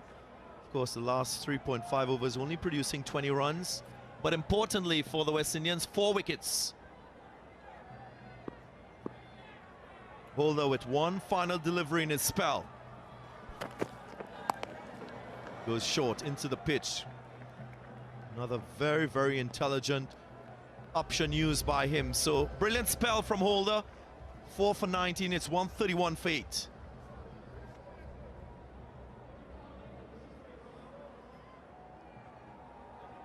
Wickets in the power play, wickets in the back end from one of the most experienced cricketers out in the field, Jason Holder. singing and dancing away the West Indian fans. They'll feel as though they're in a good position, but runs on the board.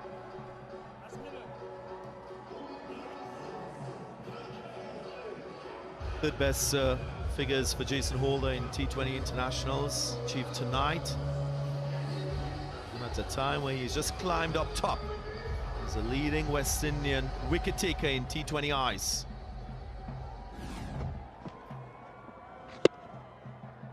That was his last wicket. Mohamed Nawaz not getting good connection. Here's Shamar Joseph. Now from round the wickets.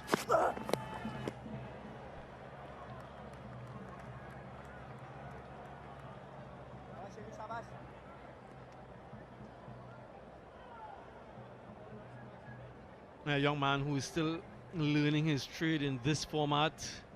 Wonderful test series against Australia quite recently, leading wicketaker of the day, Shamar Joseph. Given the responsibility of the final over here, can he finish things off? A couple wickets to get, but more importantly, he'll be looking to finish off strongly and economically. Three deep fielders leg side. Joseph goes full and straight with pace on. Very effective so far. Again, West Indian fans and supporters will know that this T20 international team is one that is forming with the new faces. Of course, there's been a changing of the guard, so to speak. Remember in that last series, Andrew Russell retired. So it's a great opportunity for the young West Indian players to put their hands up, become a real part of this West Indian team in this format, in and among some senior players like Holder.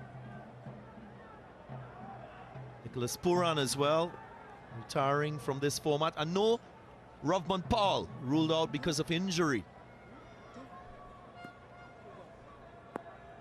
What's the change in the field? There is that deep cover and a long off in place.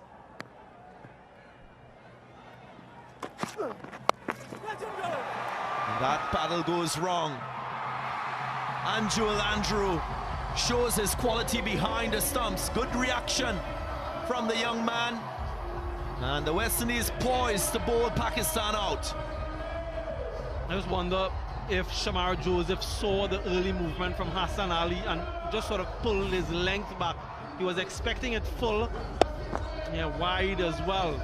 So good smart bowling and a smart catch as well from Joel Andrew. It's been, for the most part, an exceptional bowling display from the West Indies. 132 for 9 now.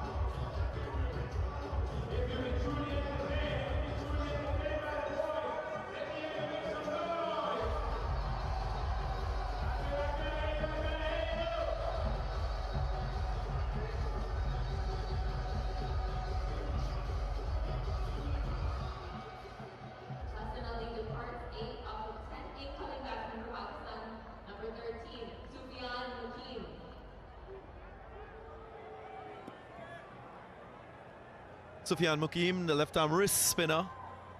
Of course, the final batter for Pakistan in this innings. What will Shamar Joseph be thinking? Will he go full straight with express pace? Here he goes, round the wicket once more. And he does.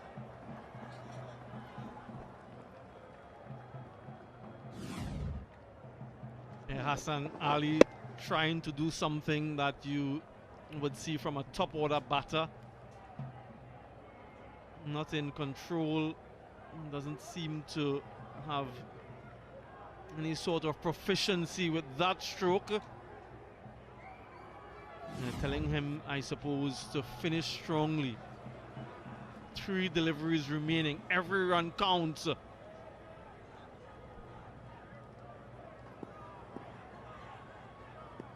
Just 2 from the over so far. There is that short ball option. Short, but pace off though.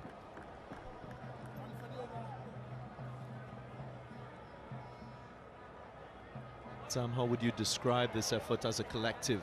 by the West Indian bowlers. I think they've assessed the conditions quite well. I also think the captaincy of Shea Hope showed lots of improvement with his bowling changes. There were a few overs that were quite expensive. Barring those, though, they've been good. Last ball of the innings. And it's a very good one by Shamar Joseph. Another defensive Yorker outside the off stump. And the West Indians, they've shown great excellence with the ball. Is that a match-winning effort from the West Indian bowlers? Pakistan, after 20 overs, 133 for 9. Signal from Gregory Brathwaite. We're all set. 134 for the West Indies to win. Level the series. There's a deep point and deep square.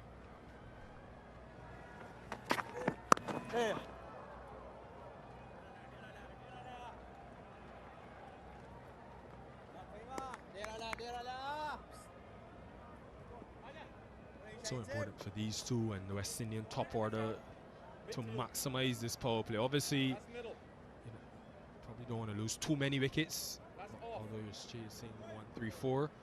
But knowing the amount of spin that will come at the West Indies in the middle, the surface, a used surface, they they have to maximize the hard new ball and ball coming on. Andrew, similar field.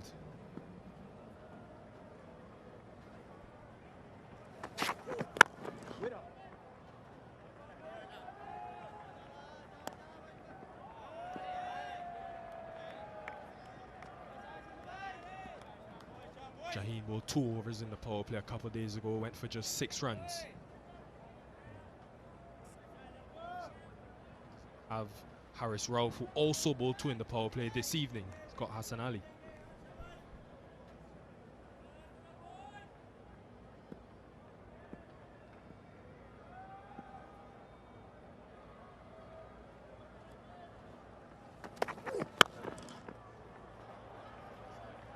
Strike as well.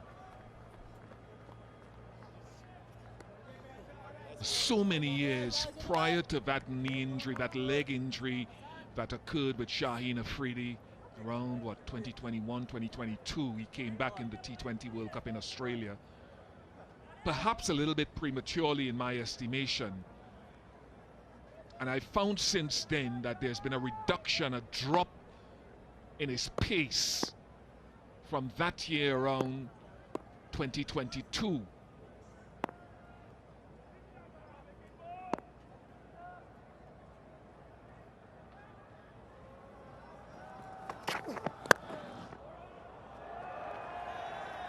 And look, there can be speculation about why that happens. Having had injuries myself, sometimes there's an unconscious overcompensation on one part of the body when you've had injury in another part.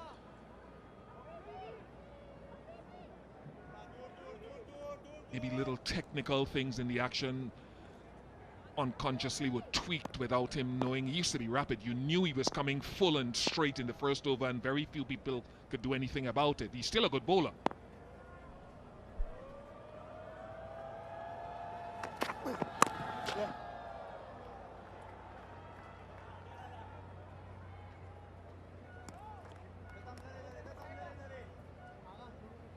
Including the great Rakai Yunus have talked about him opening up his right side a little bit more than previously in his delivery stride. Just there, he goes to his right.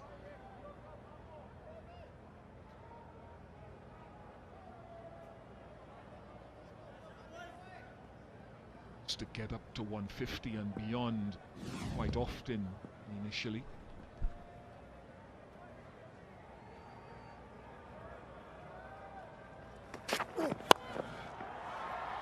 Just looking to go across the line, Joel Andrew.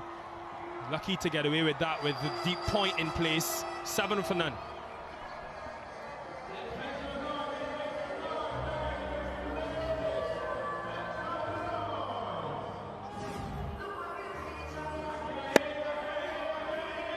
Yeah, the ball just going across with the angle, so it's skirted off the outer half of the bat.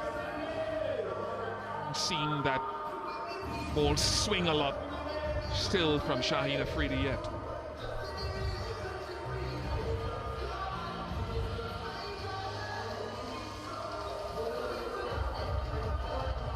Following a similar template, Salmanaga went to Nawaz, second over, following a Shaheen first over Thursday. Even with the left-handed Alec Athenaze. Athenaze is one that likes to play sweeps against spin, so that will be something to watch out for.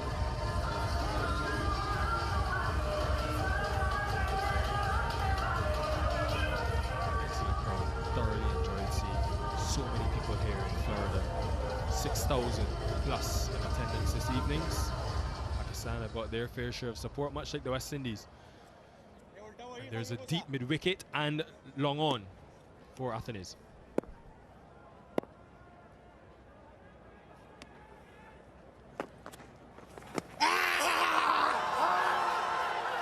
Took a while, but he gave him first delivery. Athenaze facing Nawaz. It's reviewed.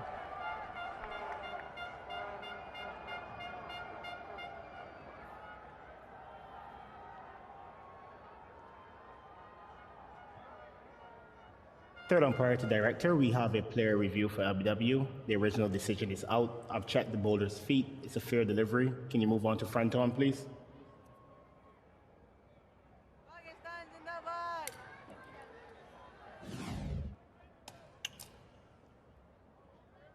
Comes front on. There doesn't appear to be any bat. I'll need Ultra Edge to confirm.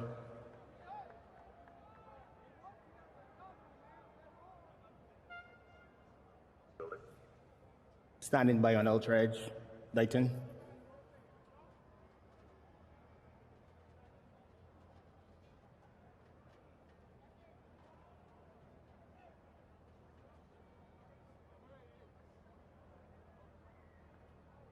Comes Ultra Edge. Gap between bat and ball. There's no bat involved. I'm ready to move on to ball tracking, please.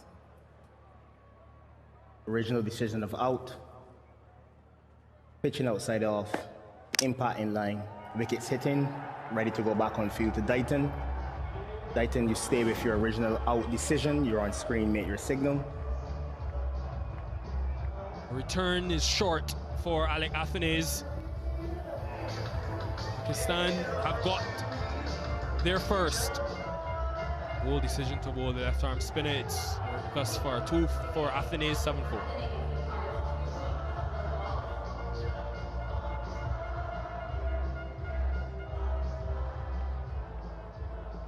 Incoming batsman, the captain of West Indies, number 4, Shea Hope.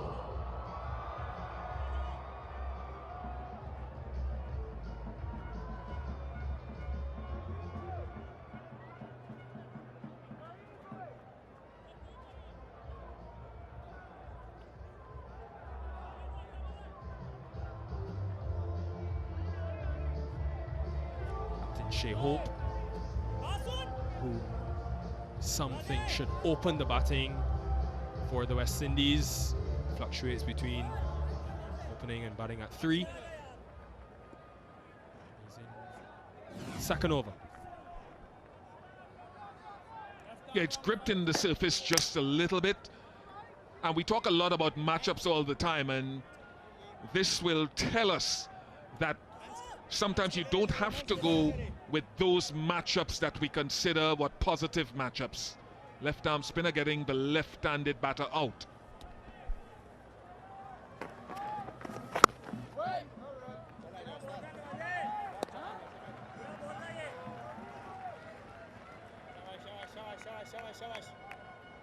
Those though is Shea Hope to come in early in the power play, where historically he's been much better. When he enters earlier, can use the power play to get a start. His presence massive for the spin that will come. Yeah, and when you see this sort of variation, I agree with that. It's a nice little flight on that last one from Nawaz, who started on a really good length so far. And that's the key.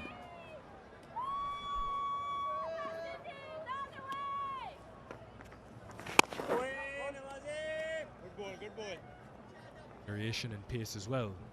One as low as 85, that last delivery 96 kilometers per hour.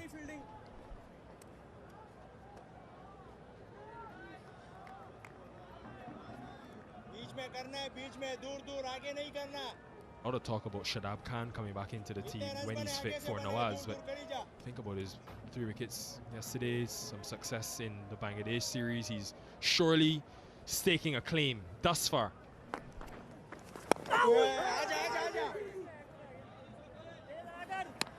Andrew ran into problems a couple of days ago against the spin, so they will, where they can, throw a lot of spin at him, especially if he makes it out of the power play.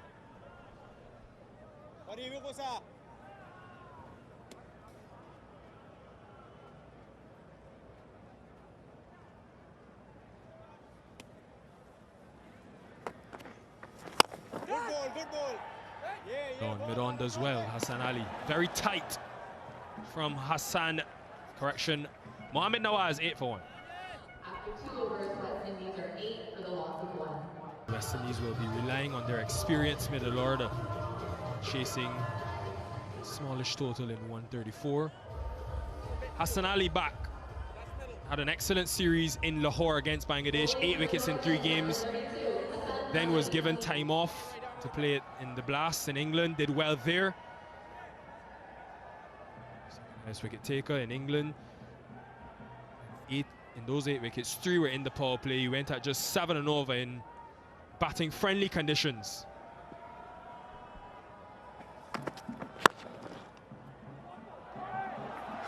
Elegant as ever.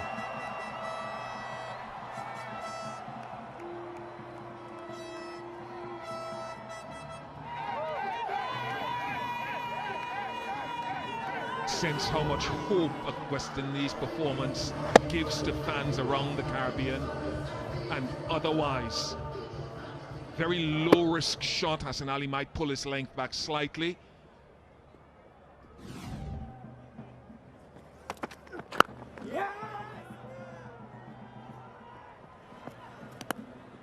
But the game is nowhere close to being over, but you can sense around the ground, and I'm sure around the Caribbean region and beyond, every time the West Indies have a chance of doing something good and getting a positive result, it lifts Caribbean fans, and I'm sure the same is for Pakistan as well. Battle to keep the series alive. Great to see them coming out.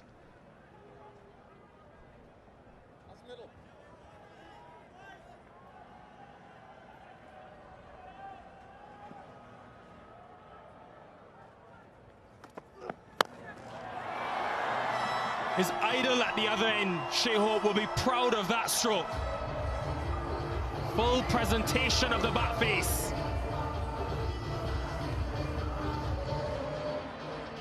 He's actually better the shot that Shea Hope hit 2 balls ago. It was very similar.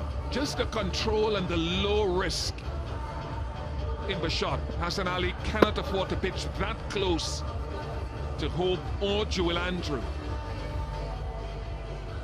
There's a little glimpse through the keyhole of what this young man presents. At the moment, there's a deep square and deep point.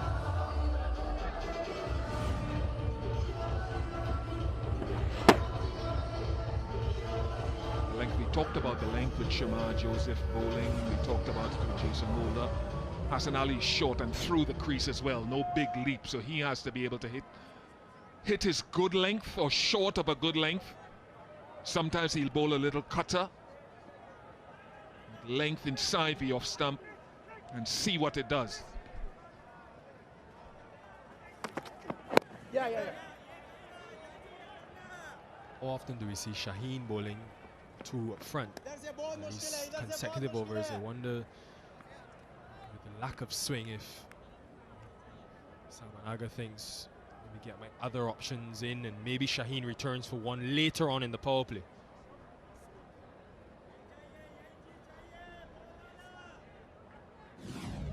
Talking about the length to Joel Andrew, that good length, strike rate from the first game. Yeah. It doesn't guarantee you that you'll have success against him, because the good batters will hit good length deliveries for runs sometimes. But if you can hit that good length, just tight into the off stump, that's where you want to have a starting point against him. And then eventually you vary off of that. Hassan Ali was too full, so again, I'll say it doesn't guarantee anything. He's a stroke player.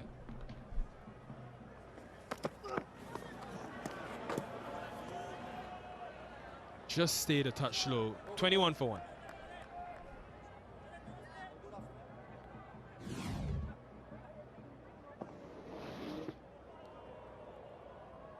Died on Joel Andrew, but at least you don't want to be bowling too full to him.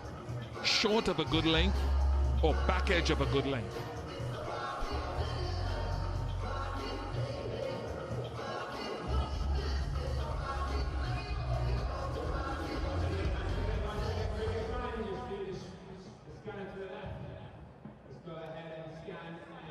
Slightly ahead. The big challenge, folks, will come after over number 6. That is what you want to keep your eye on. With the wrist spin coming in, with Saim Ayub and his off spin, and of course, Mohamed Nawaz.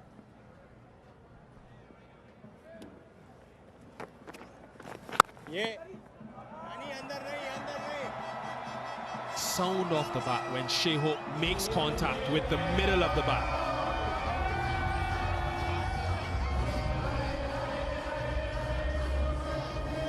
Hope has hit 2 boundaries here. Only just a touch short, just a touch wide and off stump. His balance has been superb and very low risk in execution.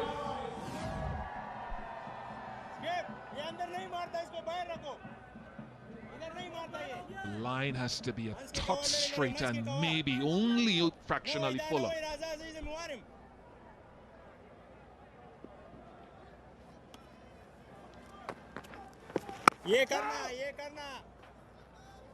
There, just seems to thrive, Bish, when he comes in early. And I know some people say and think he's so important in the middle, one of the better players of spin. But why can't he bat throughout the power play, be aggressive, and still be there in the middle against the spin? Let other people take responsibility, other people step up. And talking about stepping up, just off to the right there, Ravi Rampal, just on that bowling performance. I know he's very committed to improving the bowling of the team, and looking at the way they went tonight, he'd be very pleased with much of what he saw. Not everything, much of it. I think they'll just, he's saying it's not carried. Saying still check it. Still you can check it.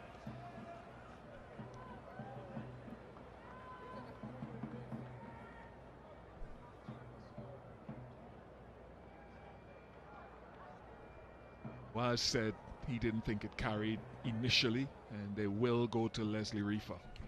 Third umpire, the TV director, we have an umpire review for a fair catch. I've checked the bowler's feet. It's a fair delivery. Can you move on to your best angle of the catch, please?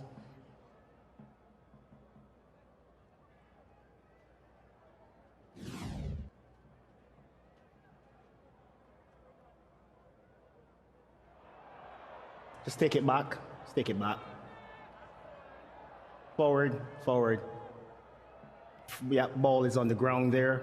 I'm satisfied and ready to make my decision for the big screen.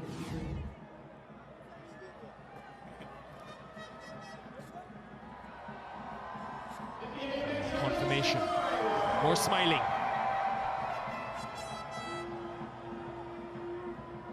Very fear from Nawaz. He turned the wrong immediately and he said no. That's great spirit. That is spirit of the game in its utmost.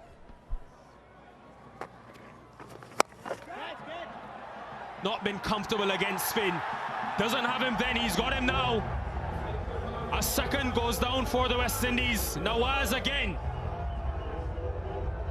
And when you do good things, I always believe you are rewarded when you play fairly. It's a part of the game that Joel Andrew will have to work on, playing the spin, probably holding his shape and playing perhaps a higher percentage opportunity rather than a hoiking across the line. Was slightly short, but not short enough. 12 off 10 to Jewel Andrew, 26 for 2. Jewel Andrew departs 12 off of 10 balls. Incoming batsman for the West Indies, number 68, Sherfane Rutherford. You want to see some fireworks? Set up and make some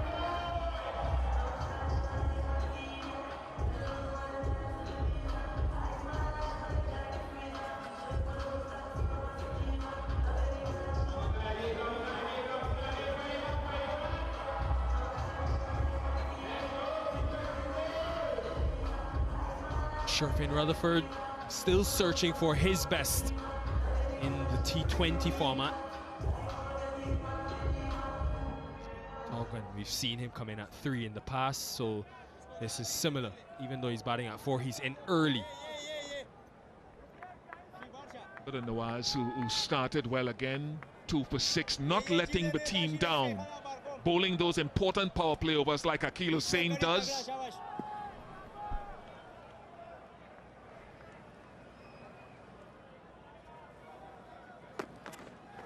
Wow. 26 for 2. After 4 overs, West Indies have seen a 6 for loss of 2.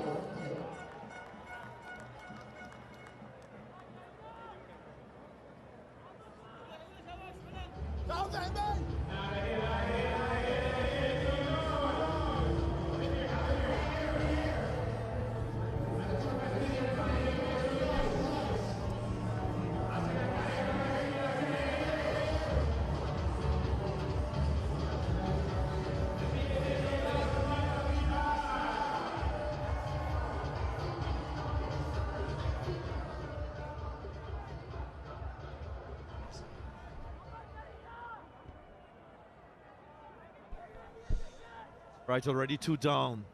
West Indies 2 wickets going to the spin of Nawaz. So in that first T20 international, Salman Aga used 10 overs of spin. He used it effectively already. With 2 overs from Mohammad Nawaz, they've picked up 2 West Indian wickets. Stacey and King alongside me. This to me is where this game will be decided. How the West Indian batters play the spin from Pakistan.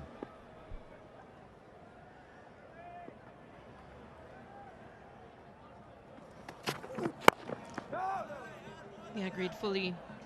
DG. Historically, they've struggled significantly in this phase. And Shea Hope has been possibly the only shining light for the West Indians against spin. Rutherford, on the other hand, he's had his fair share of struggles.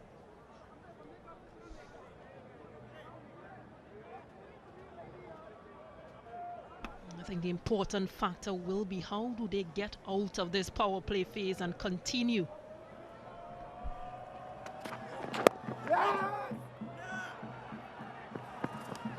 Strike.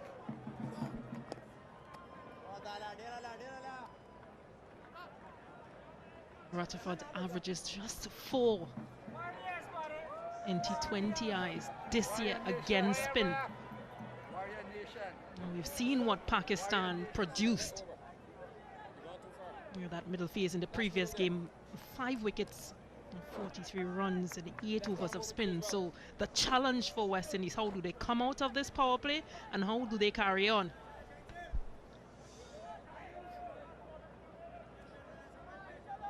This man on screen is usually good against spin bowling. He's regressed a bit.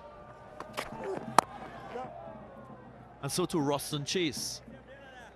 When you look at Roston Chase and you see what he's done at the start of his career, you can safely say he has the soft skills and the hard skills to play slow bowling and play it effectively. But in the recent past, he struggled.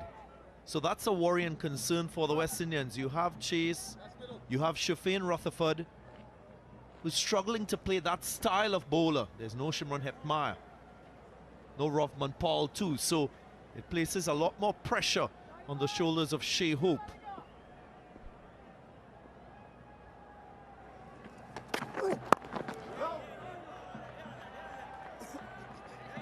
And again, how can you play spin effectively? Don't allow a bowler to create pressure on you as a batter. Find a way to rotate strike and not find yourself having to hit yourself out of pressure, as we saw with Joel Andrew. And something that was mentioned even in that first T20I, the lack of sweep shots used from the West Indian batters.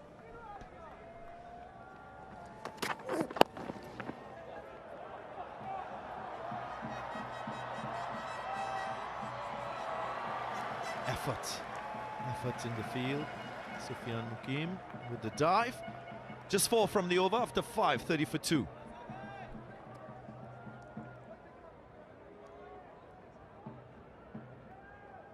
If you're enjoying the atmosphere, if you're enjoying the atmosphere, ladies and gentlemen, make some noise! Alright, you can find if you want to see yourself on the big screen, here's how it works. Grab your phone out, take a picture of the QR code, scan, and upload your photos and videos. You might get a chance to see yourself on the big screen. Bowling from the south end, number 32. Multi-format tour between the West Indies and Pakistan. Of course, the second T20 International unfolding. The third will be played tomorrow right here in Lauderhill. And then we have the CG United ODI series to follow in Trinidad. First one will be a day-nighter.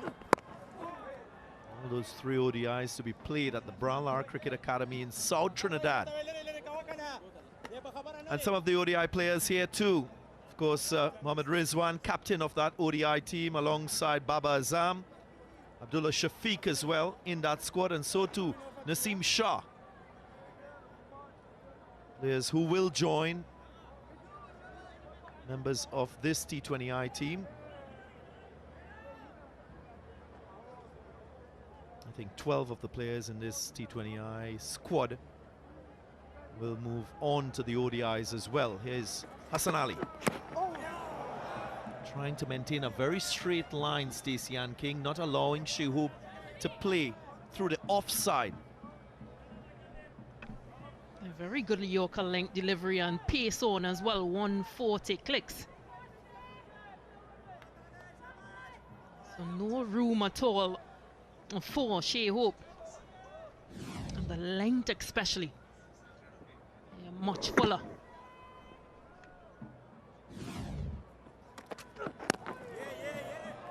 This is good, very smart. You can tell that Pakistan has done their homework on Shehub. He scored a lot of runs through the offside. He loves to stand beside the ball. So what they're doing is they're pushing him to look to another area for him to score. Shehub, we know, is very good with thinking on his feet. What's his strategy to counter this plan by Pakistan?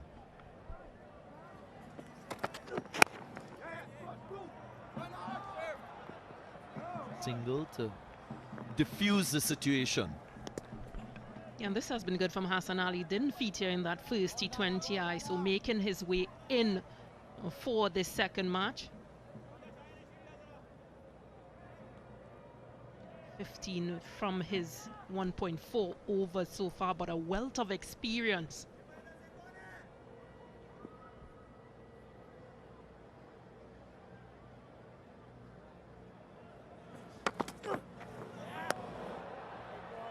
Short but too high on that occasion. But I like the thinking from Hassan Ali.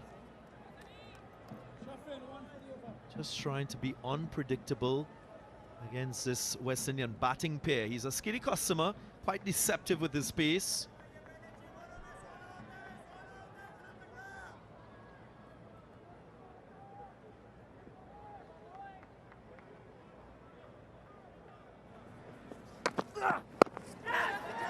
Good in the air, just away from Fakhar Zaman.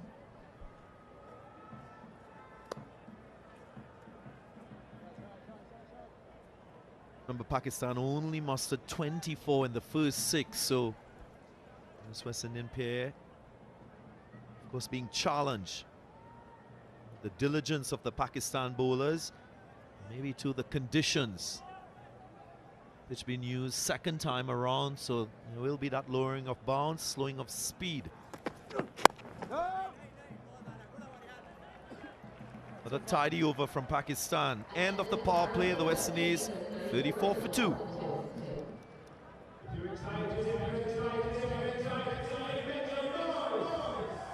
Current run rate 5.67, record run rate 7.14. So he's just ahead on runs in this phase. 34 for 2, Pakistan with 24 for 3.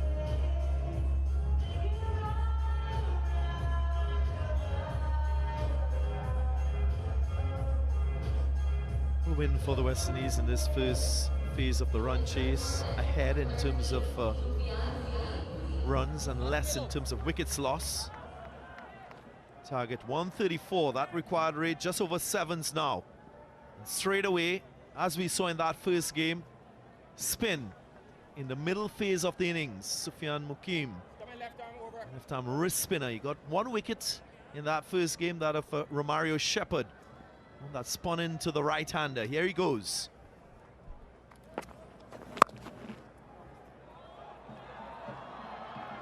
Gone for 4. That's a fine stroke from Shafeen Rutherford. He's a powerful man.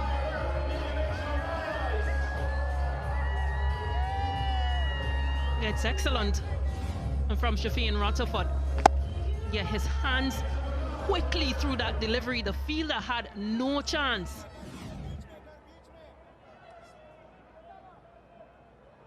Pressure on Mukeep. Short delivery with PC. The start from Mukeem.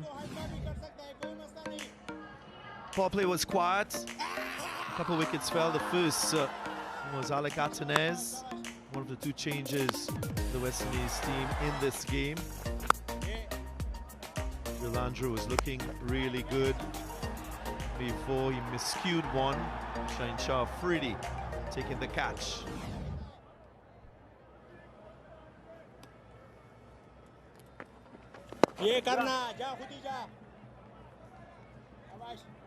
We spoke about the challenges that the West Indian batters have faced over the years in the middle phase of the innings. How do you get better? Again, it's about showing that hard and soft skills for run scoring. Sheho plays to his strength, so you'll try to make room to hit offside. Loves to drive the ball.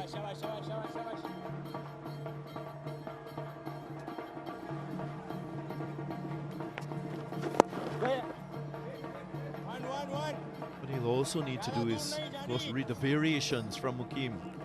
And this is evidence of what I've been speaking about. Average for the West Indians, just 19 in the middle phase against spin. 25 dismissals, the highest amongst those teams, the top 10 teams in this format.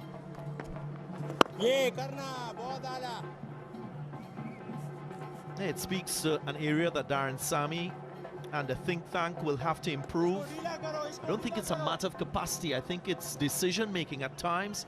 West Indian batters not making the right decisions when out in the middle and playing to the conditions and situation.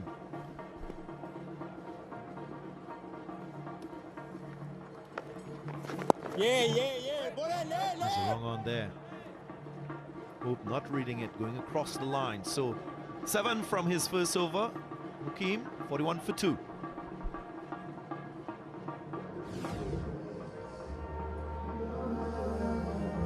Yeah, the wrong one. Trying to work it into the leg side and not getting through. West Indies require another 93 from 78 balls to hopefully level the series.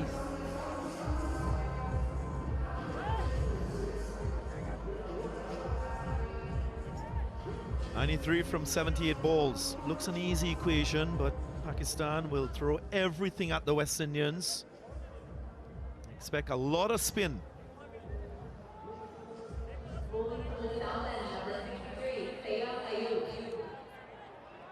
smiling West Indian spectators. And yes, Saim Ayub straight with the ball. Watch out for that carom ball he has. Yeah, ball dala Saim.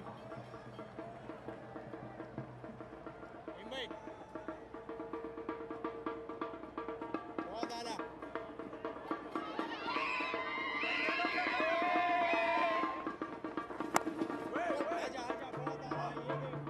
This is something that you don't want to do as a batter against spin.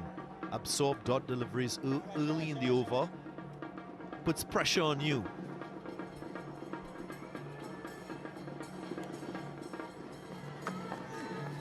Oh, that's a beauty. That's a real beauty. It angled in and then spun away.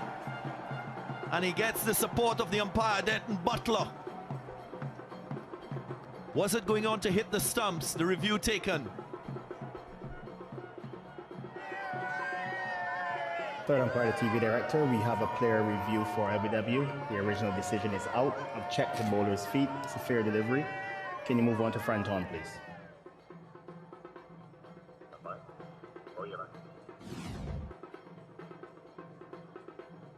Front on coming up. There doesn't appear to be any bat involved. However, I'll need Ultra Edge to confirm. There comes Ultra Edge. Gap between bat and ball. Flat line on Ultra Edge. There's no bat involved. You can move on to ball tracking when available, please. Original decision out. Pitching in line. Impact in line. Wickets hitting. Review loss, ready to go back on field to Dighton. Dighton, you stay with your out decision. You're on screen. Make your signal. Great initial decision by that Butler. It's Shafane Rutherford. His kryptonite. Of course, spin 8 times out of 9 innings this year being dismissed by that spinner. 41 for 3.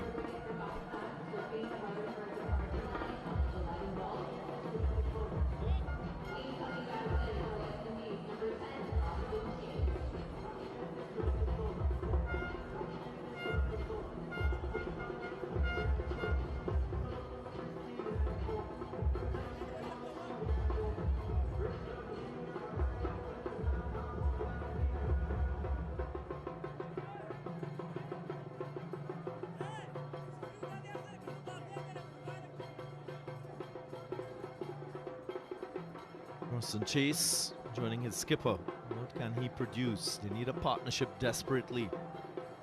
Stacey and King. It's a very good strike rate out of 120.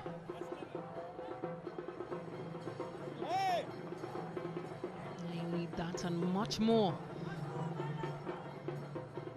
Now this is the reason why he's here, not reading or not adjusting to the spin of the delivery.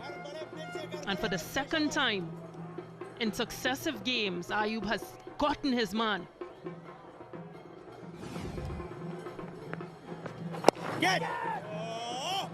Just looking at that dismissal, I think Shafane Rutherford just misjudged the length. He was playing back to one that he should have been forward.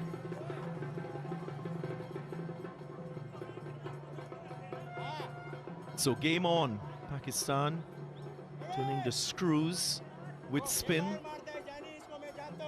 testing the West Indian batters once more.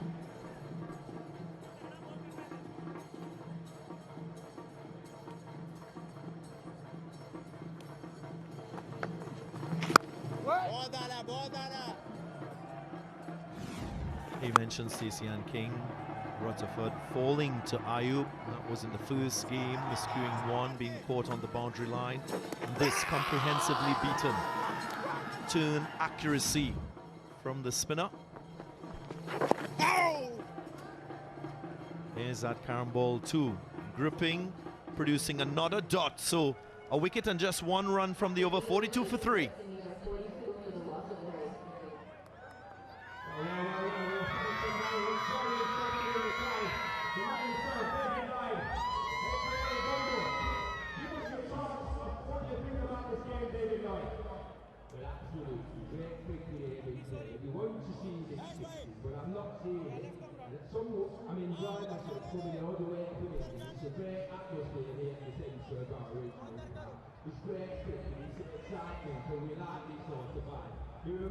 92 of 72, 7 wickets in hand. And that's the equation for the West Indies. You just feel as though Pakistan need to bowl them out. And so far, they've done a good job of getting wickets. 2 right-handers, so Nawaz back into the attack. A couple wickets already for him. 3 in the first game, remember. So he's been sparkling.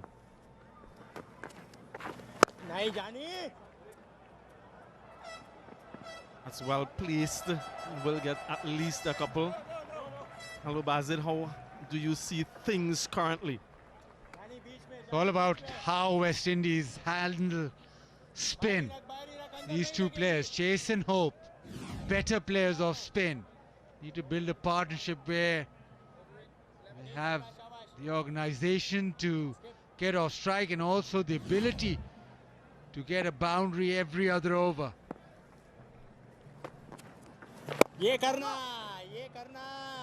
This middle phase, as you said in the previous game and even today, whoever wins this middle phase will probably go on to win the game. Pakistan still have plenty of spin bowling options, so they can attack West Indies with the spinners throughout.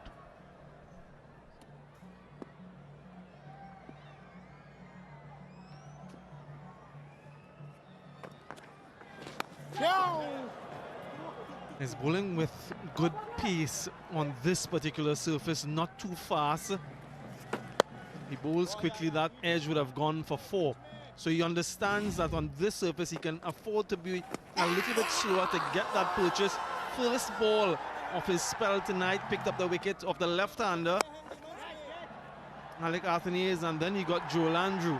Alec Athenez, though, was an important wicket because he was sent to open specifically to counter Nawaz. And the bowler getting that matchup, though it was negative in his favor. But both openers in game 1, both openers tonight, so it's been quite prolific.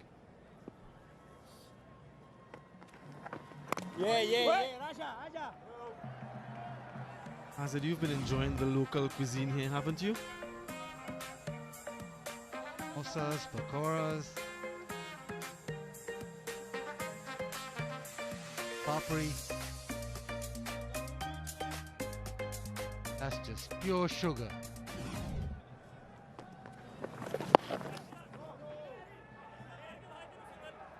Solid over, just 5 from it, 47 for 3.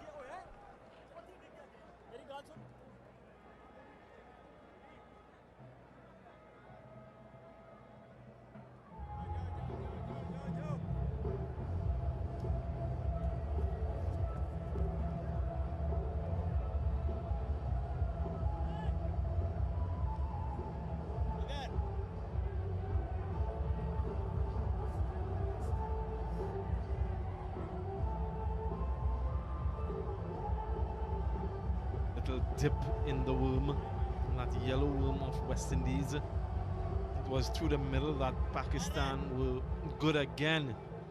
A poor start, a very good middle, and then a poor finish. You can see there at the right, top right, how they sort of tapered off. Ayub will continue.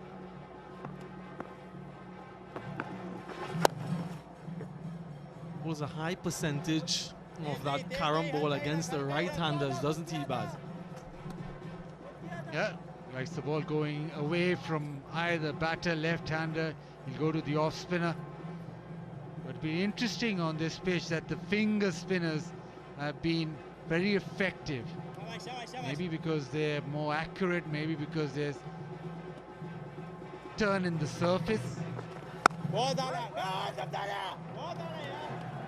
Pakistan can just sense a wicket here and they are in front. That's the carom ball again.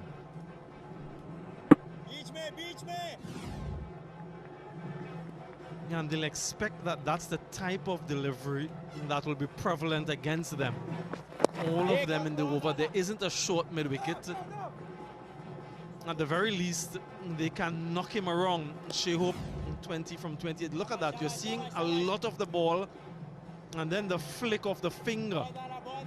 And the statistics would show, the data would show that that's his preferred delivery against right-handers, as you said, Baz, trying to go from away from the batter. And there again.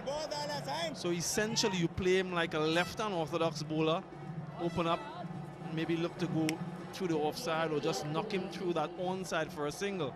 50 up for the West Indies.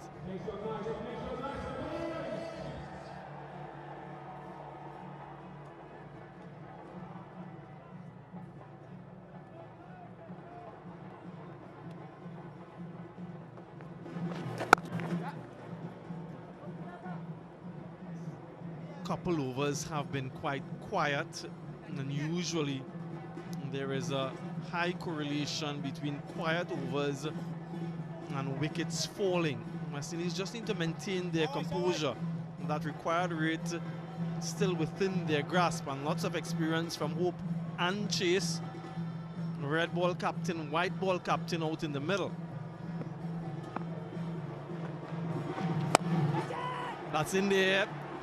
Falls just short of the fielder, almost bringing an opportunity. Ayub, halfway stage of the innings then. West Indies are 52 for 3, still requires 82. Dasani, it's time for a hydration break, the Dasani water break.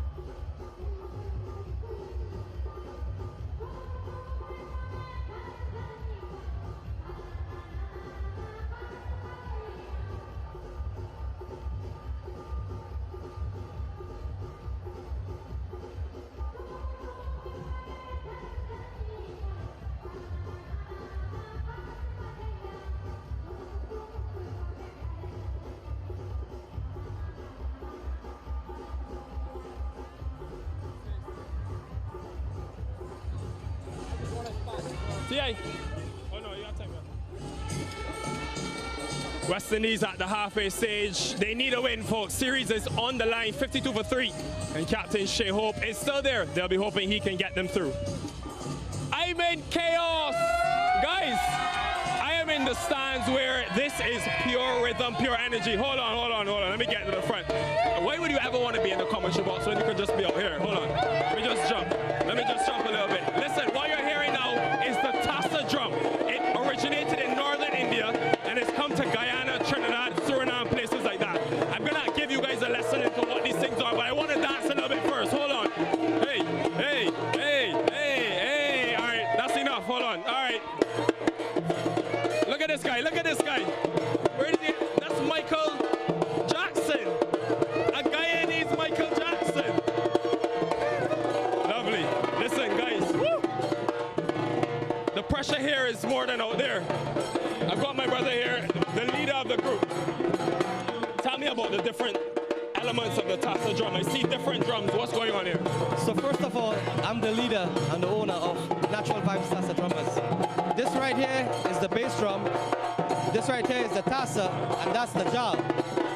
This is the jal. Yes. So tell me how much time y'all put into practicing this to make sure you guys get this right. It takes months of practice. Months? Months. And how does it work? You guys all assemble in one place? And yes. How many songs are you practicing? What do you have to do? At least 10 to 12. Now, I'm looking at this after we see this delivery. We're outside of the first 10 overs now, the West Indies in pursuit of this 134.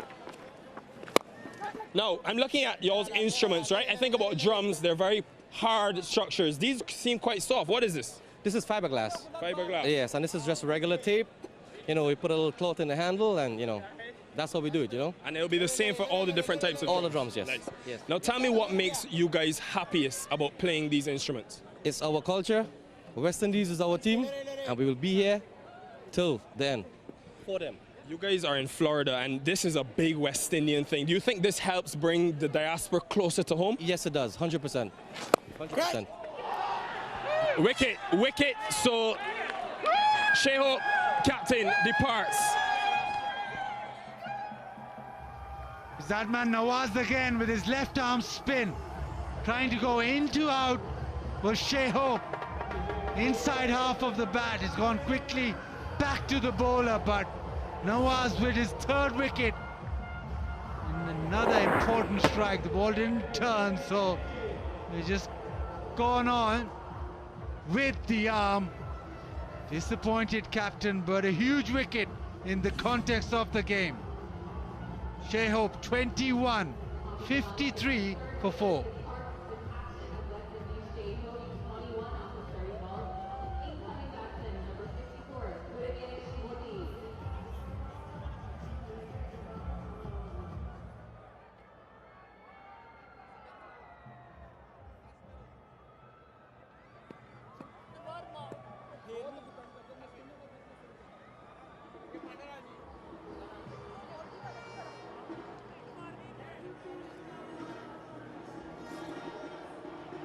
Gudakesh Moti, the new batter for the West Indies, dismissed first ball a couple nights ago, sent in because Nawaz is bowling. He has 4 deliveries left. Will he go after him straight away again?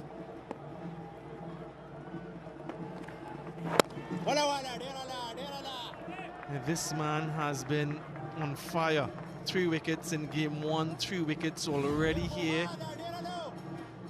Yeah, playing for the non-existent turn. This time he completes the catch. West Indian captain goes.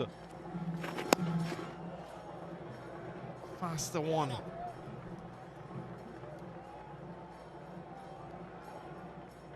Comes spin. In the power play now, he's come back after the break. He's got a wicket.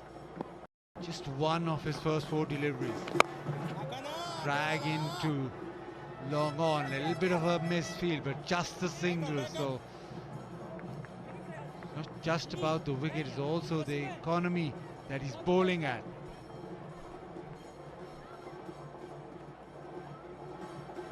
Jason Holder has been good with the bat as well. This season he's an option. They've got some batting depth, the West Indies. They'll need every ounce of it.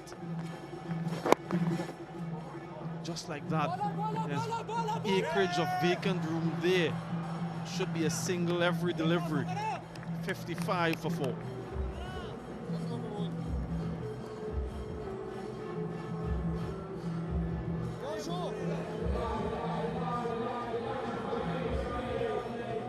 Has been good again.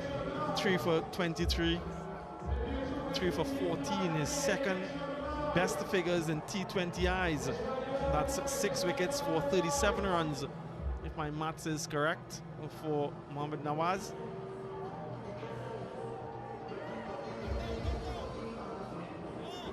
Yeah, they're silent at the moment, the West Indian fans. Jubilant earlier, not so much now. Nawaz, career best of 3 for 5, but he'll cherish this to 3 for 14 as well, following up on that 3 for 23 a couple nights ago. Ayub continues. This time picks a little pocket leg side for a couple of runs. With the spinners operating and on a surface which is slow,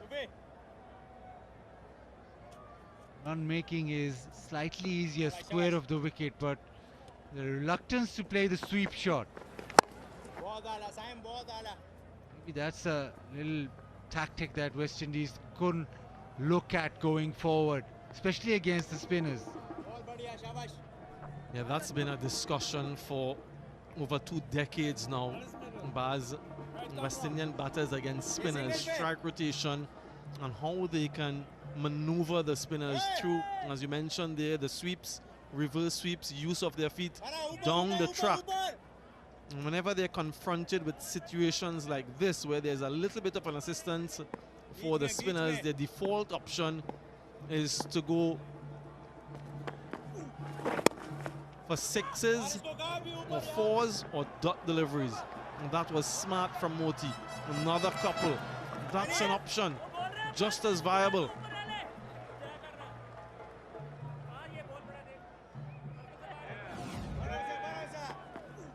A lovely weight on the shot. With the fielders on the leg side, right at the fence. There's always a couple of runs if you can just tap it towards that 30-yard circle. Again, into the onside turns, it gets a single. The required run rate is still 8.76, so that's not a huge issue. You just need to get rhythm into your innings. Yeah, and Ruston Chase can take a page out of what Moti did for those 4 runs that he's gotten. He too has that vacant mid-wicket area. Though Ayub would bowl the carom ball at him, he's still looking to go offside. Inside edge this time allows him to get a couple. Good running.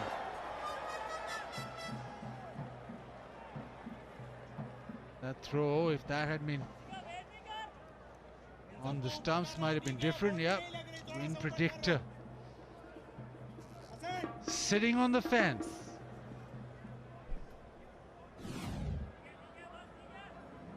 Direct hit would have been tight. You just saw that couple, Ruston Chase. Not a bad over from the West Indians. 9 coming from it, almost risk-free. 12 gone, 64 for 4.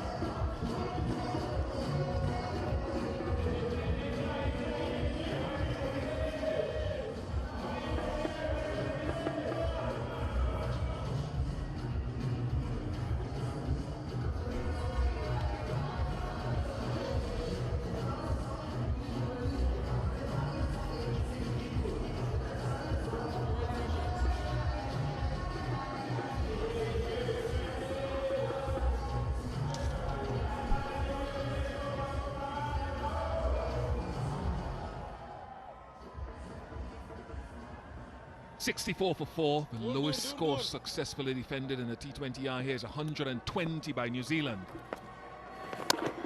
Against Sri Lanka in the very first T20 international played here in May 2010.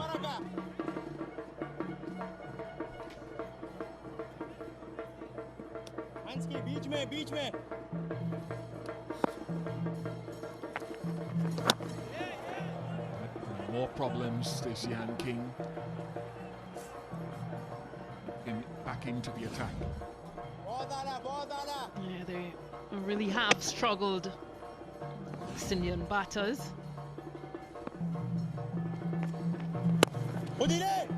Not being able to find either the single or a boundary. It's been 38 deliveries, 38 balls since a boundary has been struck.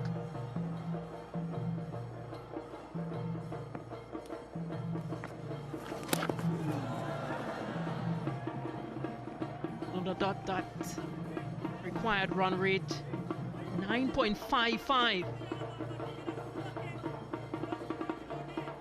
So the pressure's on.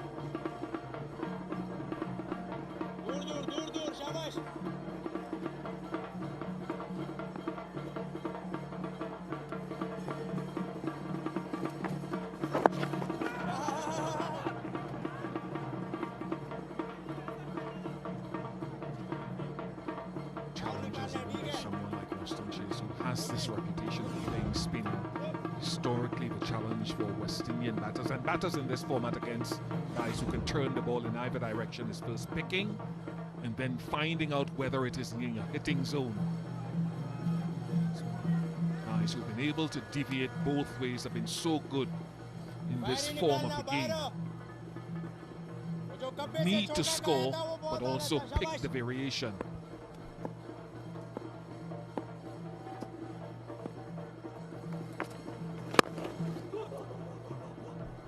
Two is the call from Moti.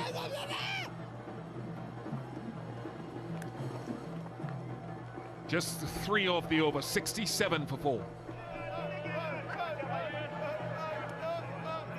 This has been excellent from Gurukesh Moti, who's going at a runner ball. What he's been able to do is find the gaps. Picks up 2 runs every time.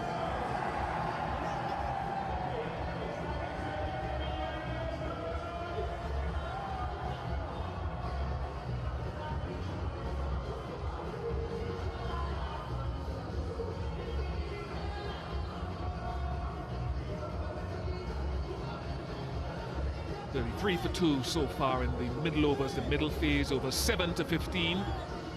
So stalled.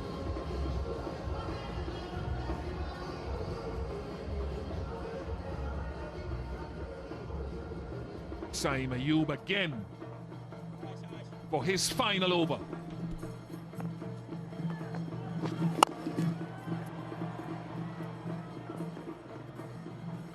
Pakistan possibly thinking, if it's not broke, don't change it. Yeah, the spinners have been excellent. Are you picking up just the 1 wicket? But it has been Mohammad Nawaz with his 3 for 14 from his 4. That really did the damage for West Indies.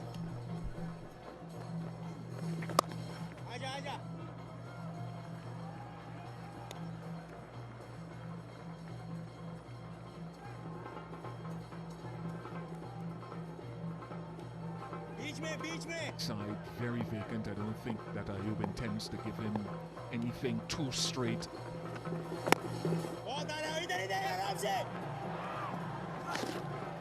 Real pressure and tension out in the middle for West Indies and their supporters. Come on, boys. Rest of the rally. Let's go. Let's put Pakistan right there. Pack them up and put them over there. Pakistan. Pack them up. Beach me. Let's rally. Rally on the West Indies, guys. No one forever. Let's go. Rally.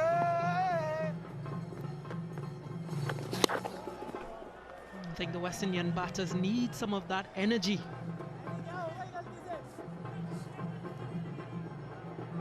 Good to see the supporters out and rallying around the West Indies. So are the Pakistan fans.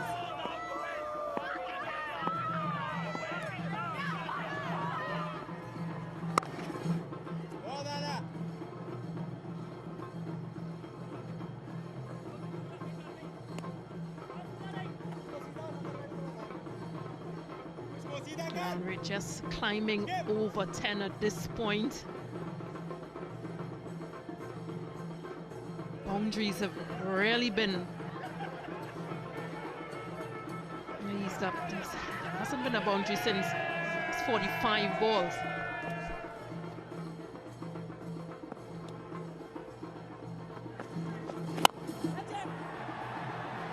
Hasn't hit it at all well, and another one goes down, and Saim Ayub strikes again. And Pakistan seize control further. Pressure, pressure. And this is the result. Coming off the toe end of Ruston Chase bat. And he holds out, power failure. Now he picks up another wicket, that of Ruston Chase, who goes for 16. West Indies in some trouble, 70 for 5.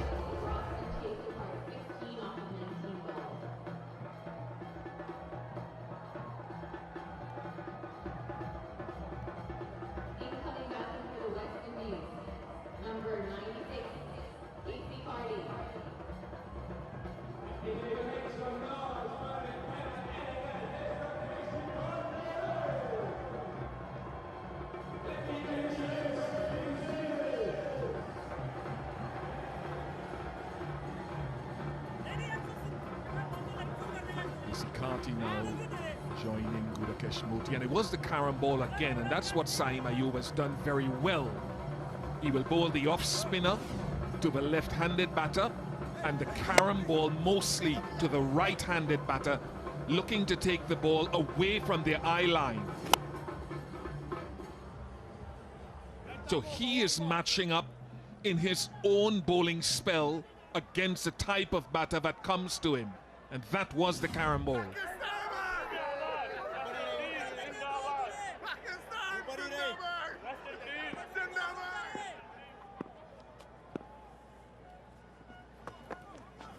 Catch! Nice shot, pleasant shot to get a couple from Casey Carty's bat. Impressive spell though from Saim Ayub, 4 overs, 2 for 20, 72 for 5.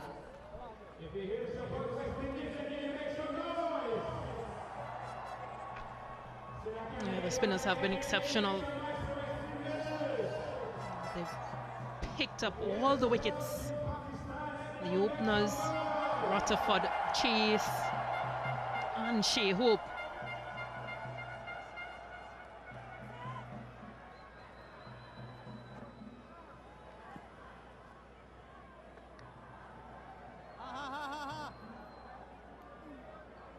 So Nawaz has bowled out 3 for 14, top class.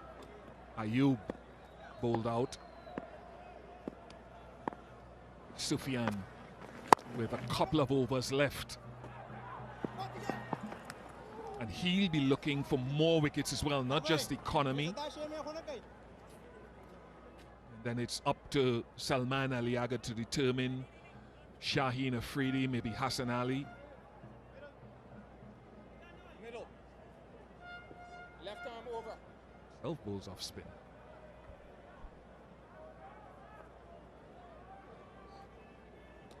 Bahar nikal, shabash.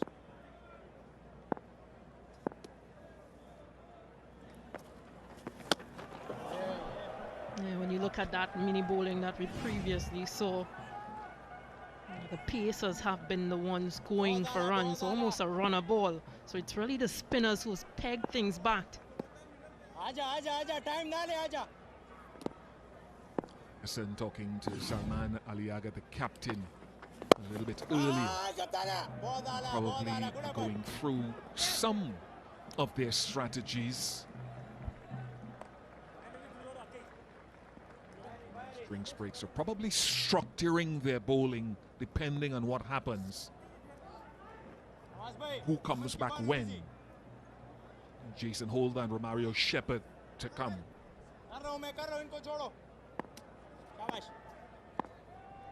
Senali.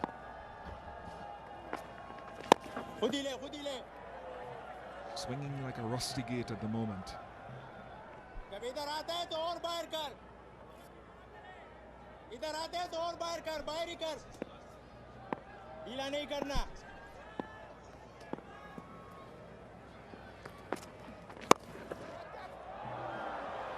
Finally a boundary after 51 deliveries. Yeah, that's unheard of for a West Indian batter. That boundary comes off the bat of Gudakesh Moti. Flashed through the offside, and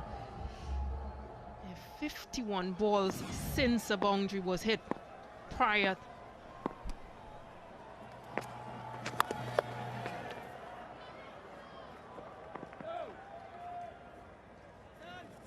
Fascinating to see how Salman Ali Agha goes in this last 5. 79 for 5.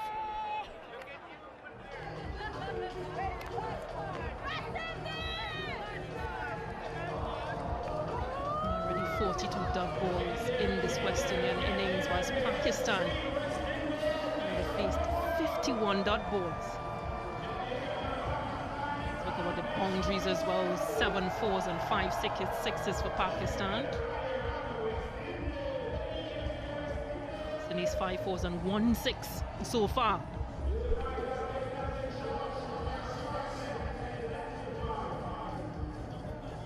Hassan Ali lined up to ball over number 16. In the meantime, fans have been having an excellent time, and our Coca-Cola fan of the day has been having a great time as they sip it with cricket. Who would you share a Coke with? Coca-Cola, the new soft drink hydration partner of West Indies Cricket, or Cricket West Indies.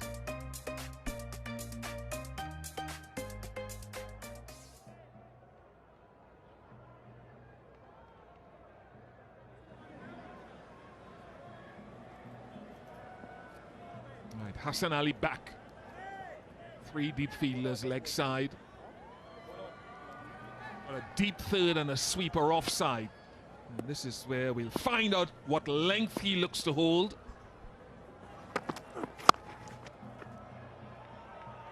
Good dot to start the over. A 2 for 11 from his previous 2.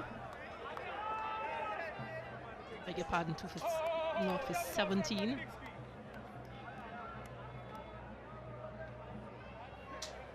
Yeah, but runs have come off the seamers in the previous overs.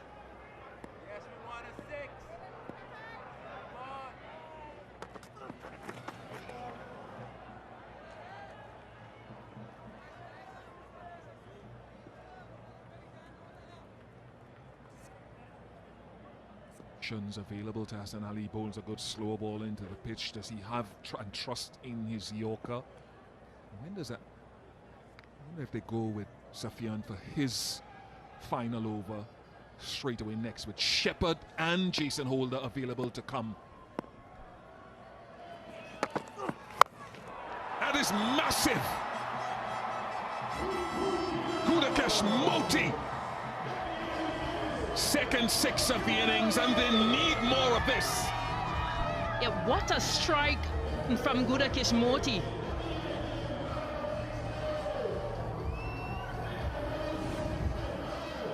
He lined him up and swung for the leg side. He didn't even bother to look. 102 meters, the distance.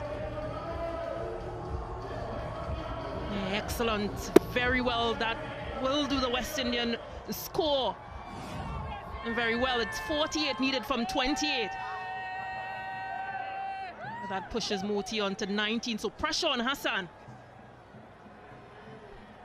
It was an easy ball. Now he's changed the field. Deep third has come up. Mid-off has dropped back to long off. Yorker is an option. Does go Yorker.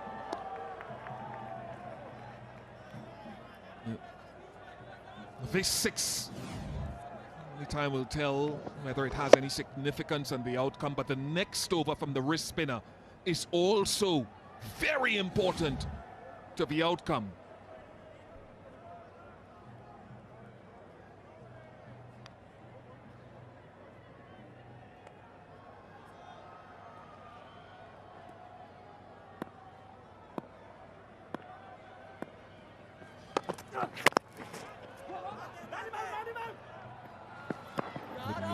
Again, and they come back for another.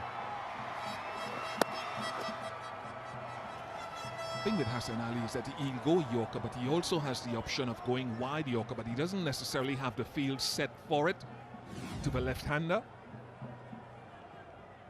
But he was home and gets an extra. Gets the intent from Moti since he came out in the middle. The first few balls he faced against the spinners, he was able to pick up 2s. He picked up the 6, and again.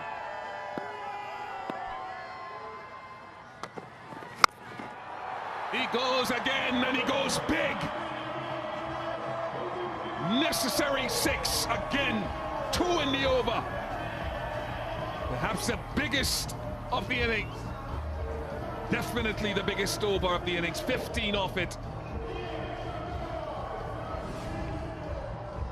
This is excellent ball striking. Gudakesh Moti with the second 6 of this over and the 3rd of the innings. Yeah, what a difference a day makes. Went without scoring in the first. Didn't pick up any wicket. Matter of fact, didn't bowl in the first match as well. Came tonight, picked up 2 for 39, and now with bat in hand, 27 from 18. Oka. Straight Yoka. This is where you want the batsmen to come having a hitting net somewhere around the dugout. So they hit a few balls, and if they have to come in, they're already sweating. 95 for 5.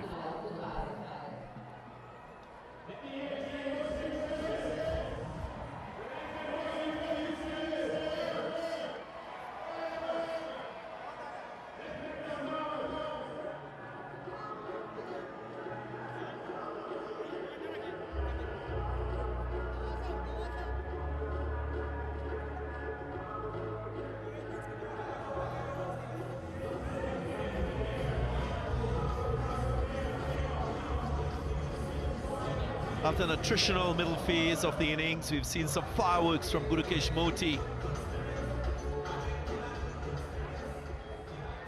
West Indian fans loving the action. Maybe that balance of power shifting in the direction of the West Indians. Bazit Khan alongside me. Game on, Baz. Last over has changed it slightly. Well, changed it big time. Now it's up to wrist spin. Wide. Pressure's just built. Courtesy Moti. 28 of 19. Couple more big hits and West Indies will be well on their way.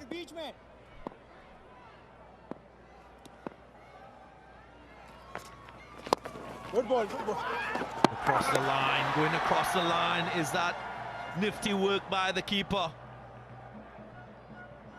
Mohammed behind the stumps, just dislodging the bails. Was the timing good enough? Third umpire, the TV director, we have a run-out review. Can I have your best side-on angle, please?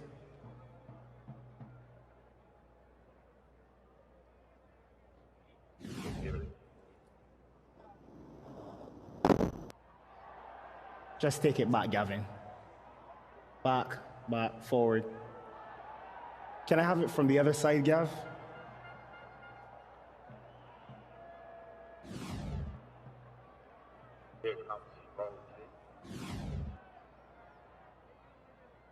Freeze it.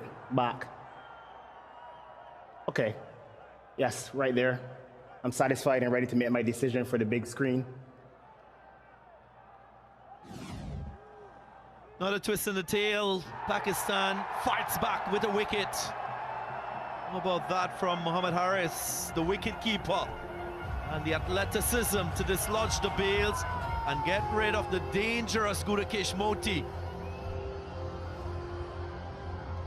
Mohammad Haris behind the stumps, very match aware, but a good innings, 28. Now it's 96 for 6.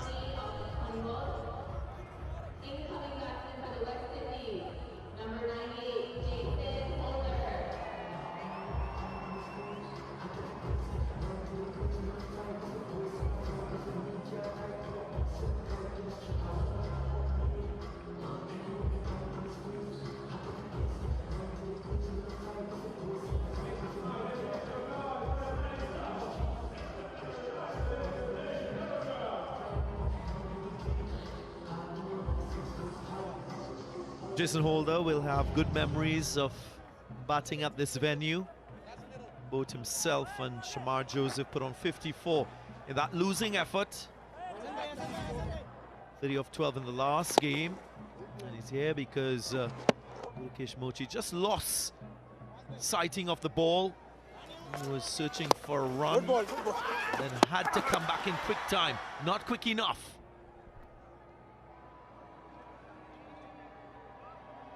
Mohammad Haris was very aware where the ball was, what the situation was, very quick to affect that wicket. Now it is Jason Holder.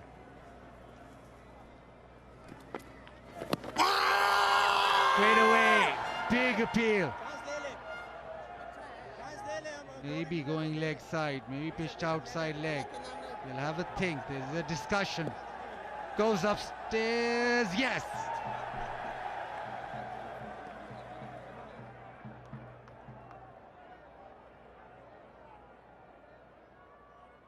Third umpire to director, we have a player review for LBW. The original decision is not out. I've checked the bowler's feet. It's a fair delivery. Can you move on to front on, please?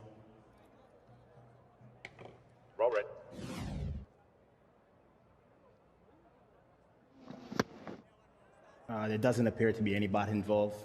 I'll need Ultra Edge to confirm.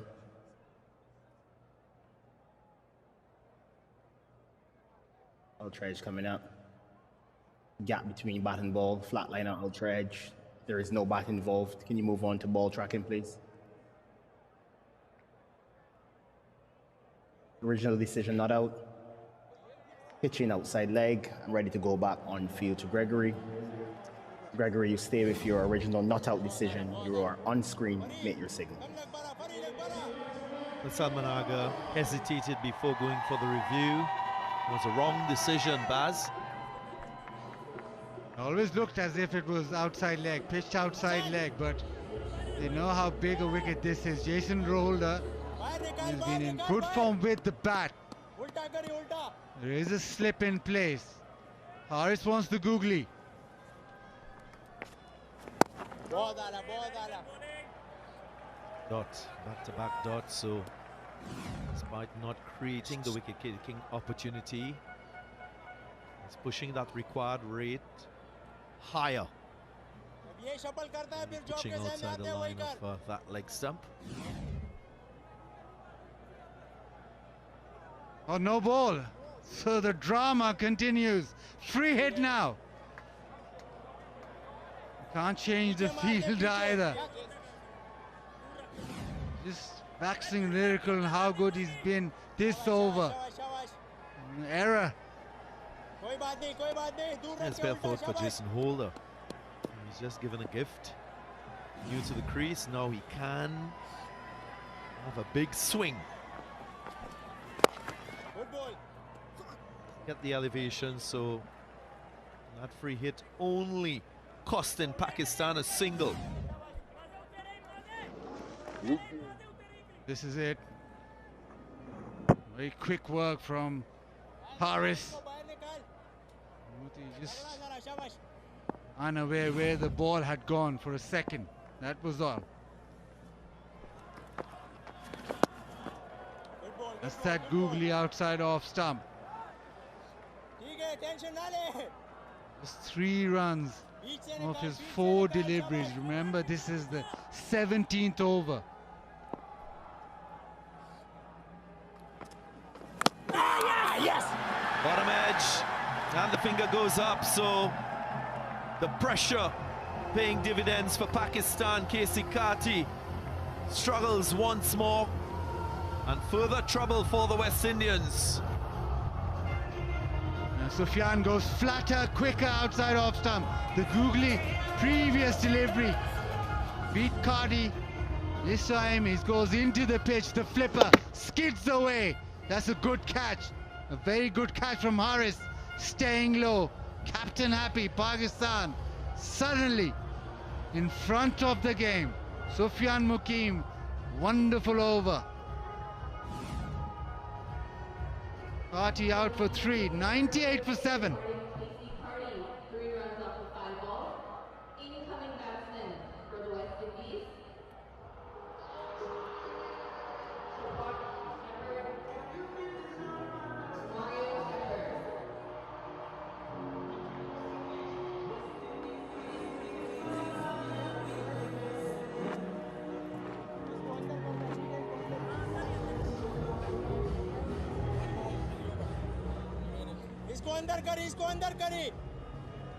Mario Shepherd will remember Mukim. In the first game he got his wicket. Now just 1 ball to face. And he keeps him out, so another brilliant spell comes to an end. 1 for 19 from Mukim, 98 for 7.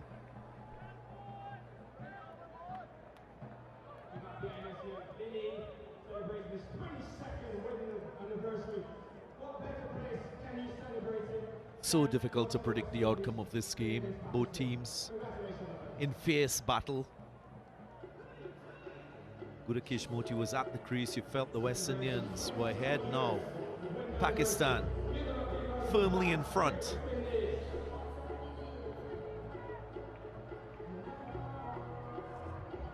And the West Indians stopped this losing streak. They needed 36 from 18 balls. Rate is 12, but in this format of the game, a couple lusty blows can change that.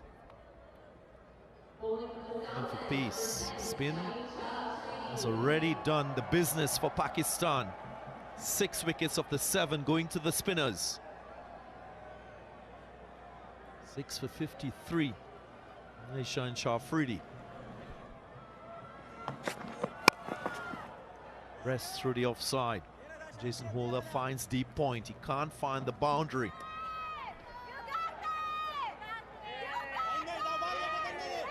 Little hope for West Indies, but this is the flipper. Just skids off the surface quickly. But the catch is very, very good because the ball's bottom edge to the keeper. He stayed low. That is a fantastic catch, but it's a fantastic spell of bowling from the wrist spinner. Harrison, that over was on song. The run out and then the catch behind.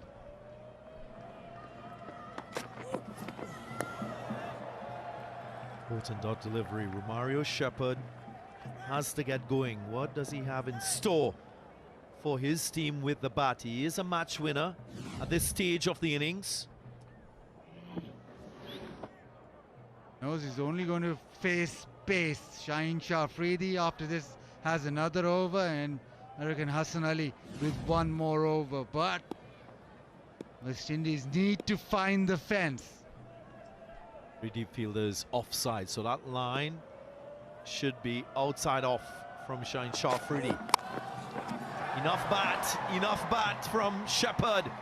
He gets going to the delight of the fans. That's an important boundary for the West Indians.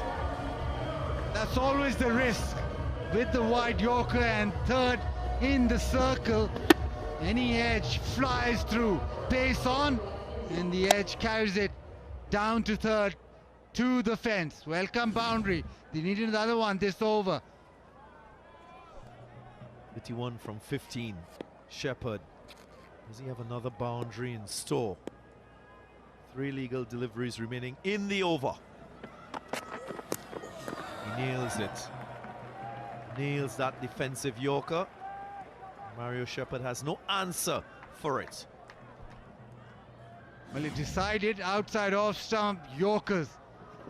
He's aiming for that blue line, that guide for the umpire. And you want to get bat on it, you want something. Maybe get it down to third again, but Shaheen Shah Afridi bowling Yorkers outside off. In this crease. Changes, gets a little bit straighter. He has to be sliding down the leg side. Aim just slipping away from West Indies. 14 deliveries, 31 runs. Now they need a boundary of this last ball of the 18th over. Yeah, just slipped away. The spinners doing it again. Middle over so important. Pakistan with that stranglehold. Will need half of those deliveries to go for boundaries. Can Holder get one? He does. The long levers coming into action. Jason Holder gives the West Indians hope. 12 from the over, 110 for 7.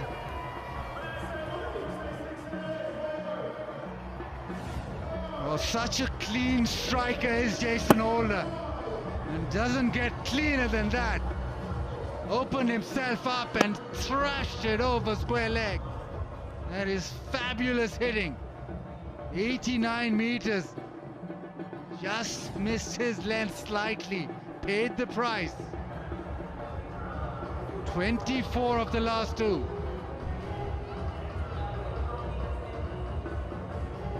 And it's happy with that last strike from Holder. All it needs is 4 sixes. Appreciate how he kept his options open, Jason Holder, on that occasion. Just allowing the ball to come to him and showing that languid swing to leg.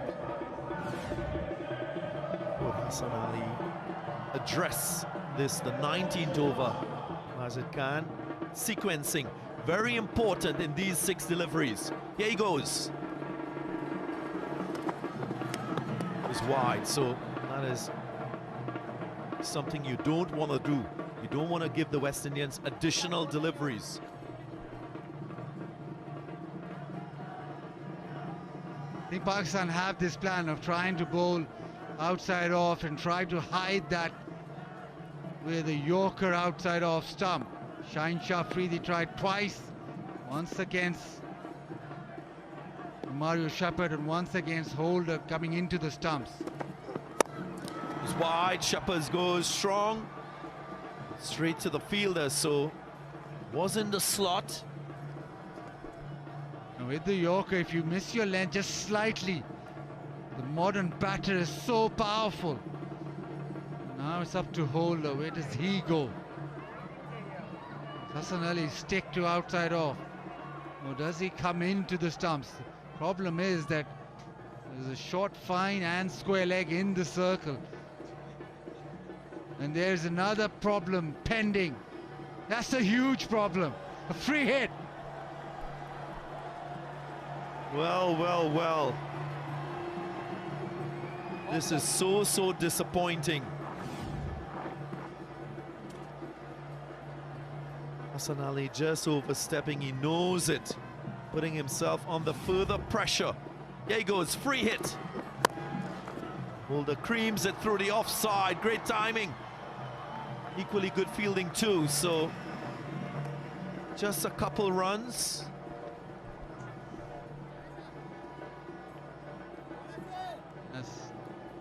Didn't play the maximum price. It was a lovely shot. It was a beautiful extra cover drive, but there's protection on the offside. 19 off 11. In a boundary. The plays and misses. So desperation here by the West Indians. Romario Shepherd will be thinking about the area that he can target to produce a boundary. Just simplify this equation. 18 required from 10. And Pakistan just committing a few errors, unforced errors, no balls, wides. Harris giving away bye. Cracked away. And long enough. That's Romario Shepherd at his very best. That is power. It was slower into the pitch and it's just been muscled over the top. What an important hit that was. He's waited and then just hit it as hard as he could. 86 meters. And the situation now shifts towards the West Indies. Here's focus from Romario Shepherd. And he goes again. Gets 4, so back-to-back boundaries. Shepherd turning it on and bringing the West Indies closer to the target. Fabulous from Romario Shepherd, this time outside the off stump. He opens the back face. It's almost the perfect wide Yorker, but just a little bit of length. Catches up with it. Slices it away, gets the gap, another boundary. It's down to 8. Well, we've seen him play this type of innings recently in the IPL. He's known for this sort of blitz with the bat, Romario Shepherd. 15 from 8, worried looking Pakistani supporter. And pressure on Hassan Ali. Can he finish the over? Finish the over without conceding a run. Does well. Does very, very well. Goes with the short delivery. Just wonder if Romario Shepherd is okay. Grimacing in pain.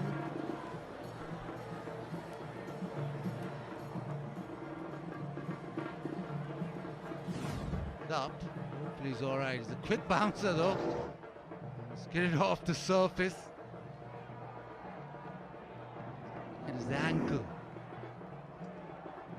Just a twist there. His right ankle. He's a lot of weight through it. He had a niggling injury before coming into this series. Good news for West Indian supporters. Shepherd to finish the over. Doesn't make contact, so a little bit of a victory there for Hassan Ali and for Pakistan. 16 coming from this, the 19. 8 required from 6 balls now. 126 for 7.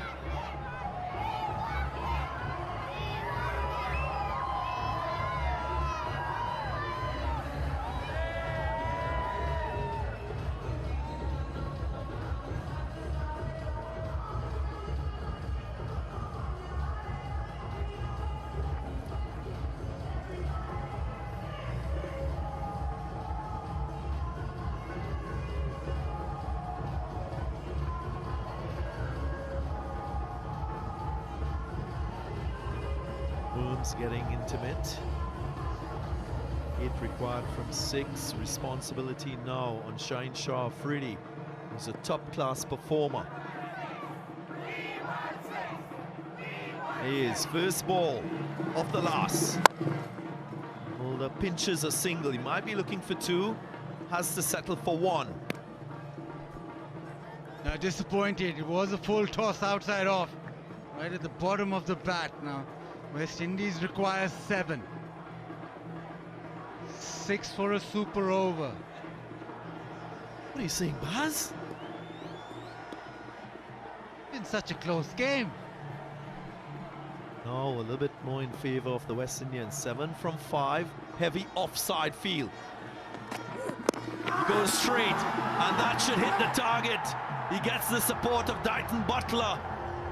So another shift in this game. No reviews left for the West Indians, so that's the end of Romario Shepherd. Yeah, that was a quick delivery wide of the crease. Instead of the wide Yorker, this was the variation. Goes into the stumps. He's hit him on the full. He's right back on the stump, so not a lot for the ball to travel. Shaheen Shah Afridi strikes back. Mario Shepherd's cameo of 15 ends. It's 127 for 8.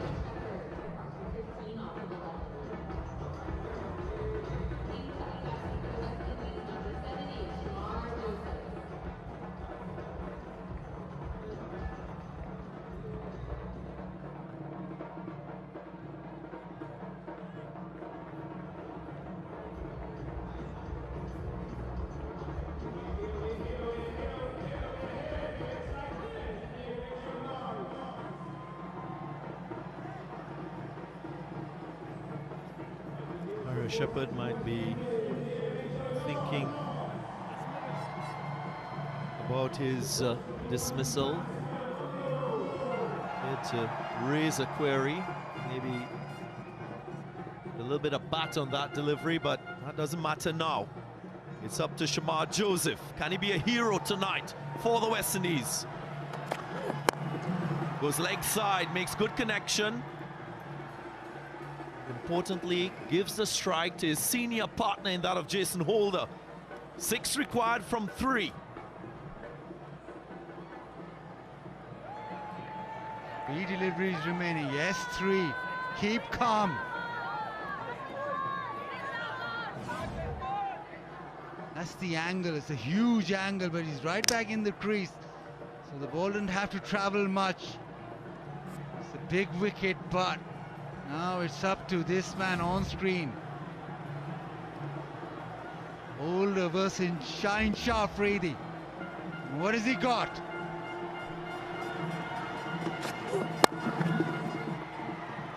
Find the gap. More pressure now. Holder takes the single, so there is belief, there's trust in Shamar Joseph. He has to treat this next delivery as a free hit. They must get a boundary. 5 required from 2. Can't be a dot delivery. That is what Shaheen Shah Afridi will be thinking. How can I create a dot or just concede a single? There's been a fabulous 4 deliveries from Shaheen Shah Afridi. The wicket and just 3 runs. He's trying to target the Yorker. He wants one right at the popping crease. 5 of 2. Might just entice Joseph to go offside. defensive Yorker. And Joseph can't get the boundary, just manages a single. So it boils down to the last delivery of the innings. 4 required for a win. Can Jason Holder bring it home for the West Indians? Will Shaheen Shah Afridi conquer tonight? It's been a fabulous over so far. Can he close it out? This is the most important delivery. Round the wicket. You know the tactics. He will go Yorker. Can Jason Holder get it down to third or fine? Can he get it to the fence? Shaheen Shah Afridi. And it's a wide, so we will have to wait. Exercise patience. The equation simplified now a bit for the West Indians. But guess what, Darren Ganga? The super over's back in play. West Indies get 2. It is a super over. Well, it will be their first win in 70-20 eyes if they achieve these remaining 3 runs. Holder, you see, making that early movement offside. Will he do it again, or will he just try to outsmart Shaheen Shah Afridi? Here we go, final delivery of the game. And Holder makes contact, and he gets it through. The West Indies win from the impossible. Only the 3rd win in the last 21 T20 eyes, and the first win in the last T20 eyes against Pakistan. Holder, you hero. Fittingly, Jason Holder with the victory.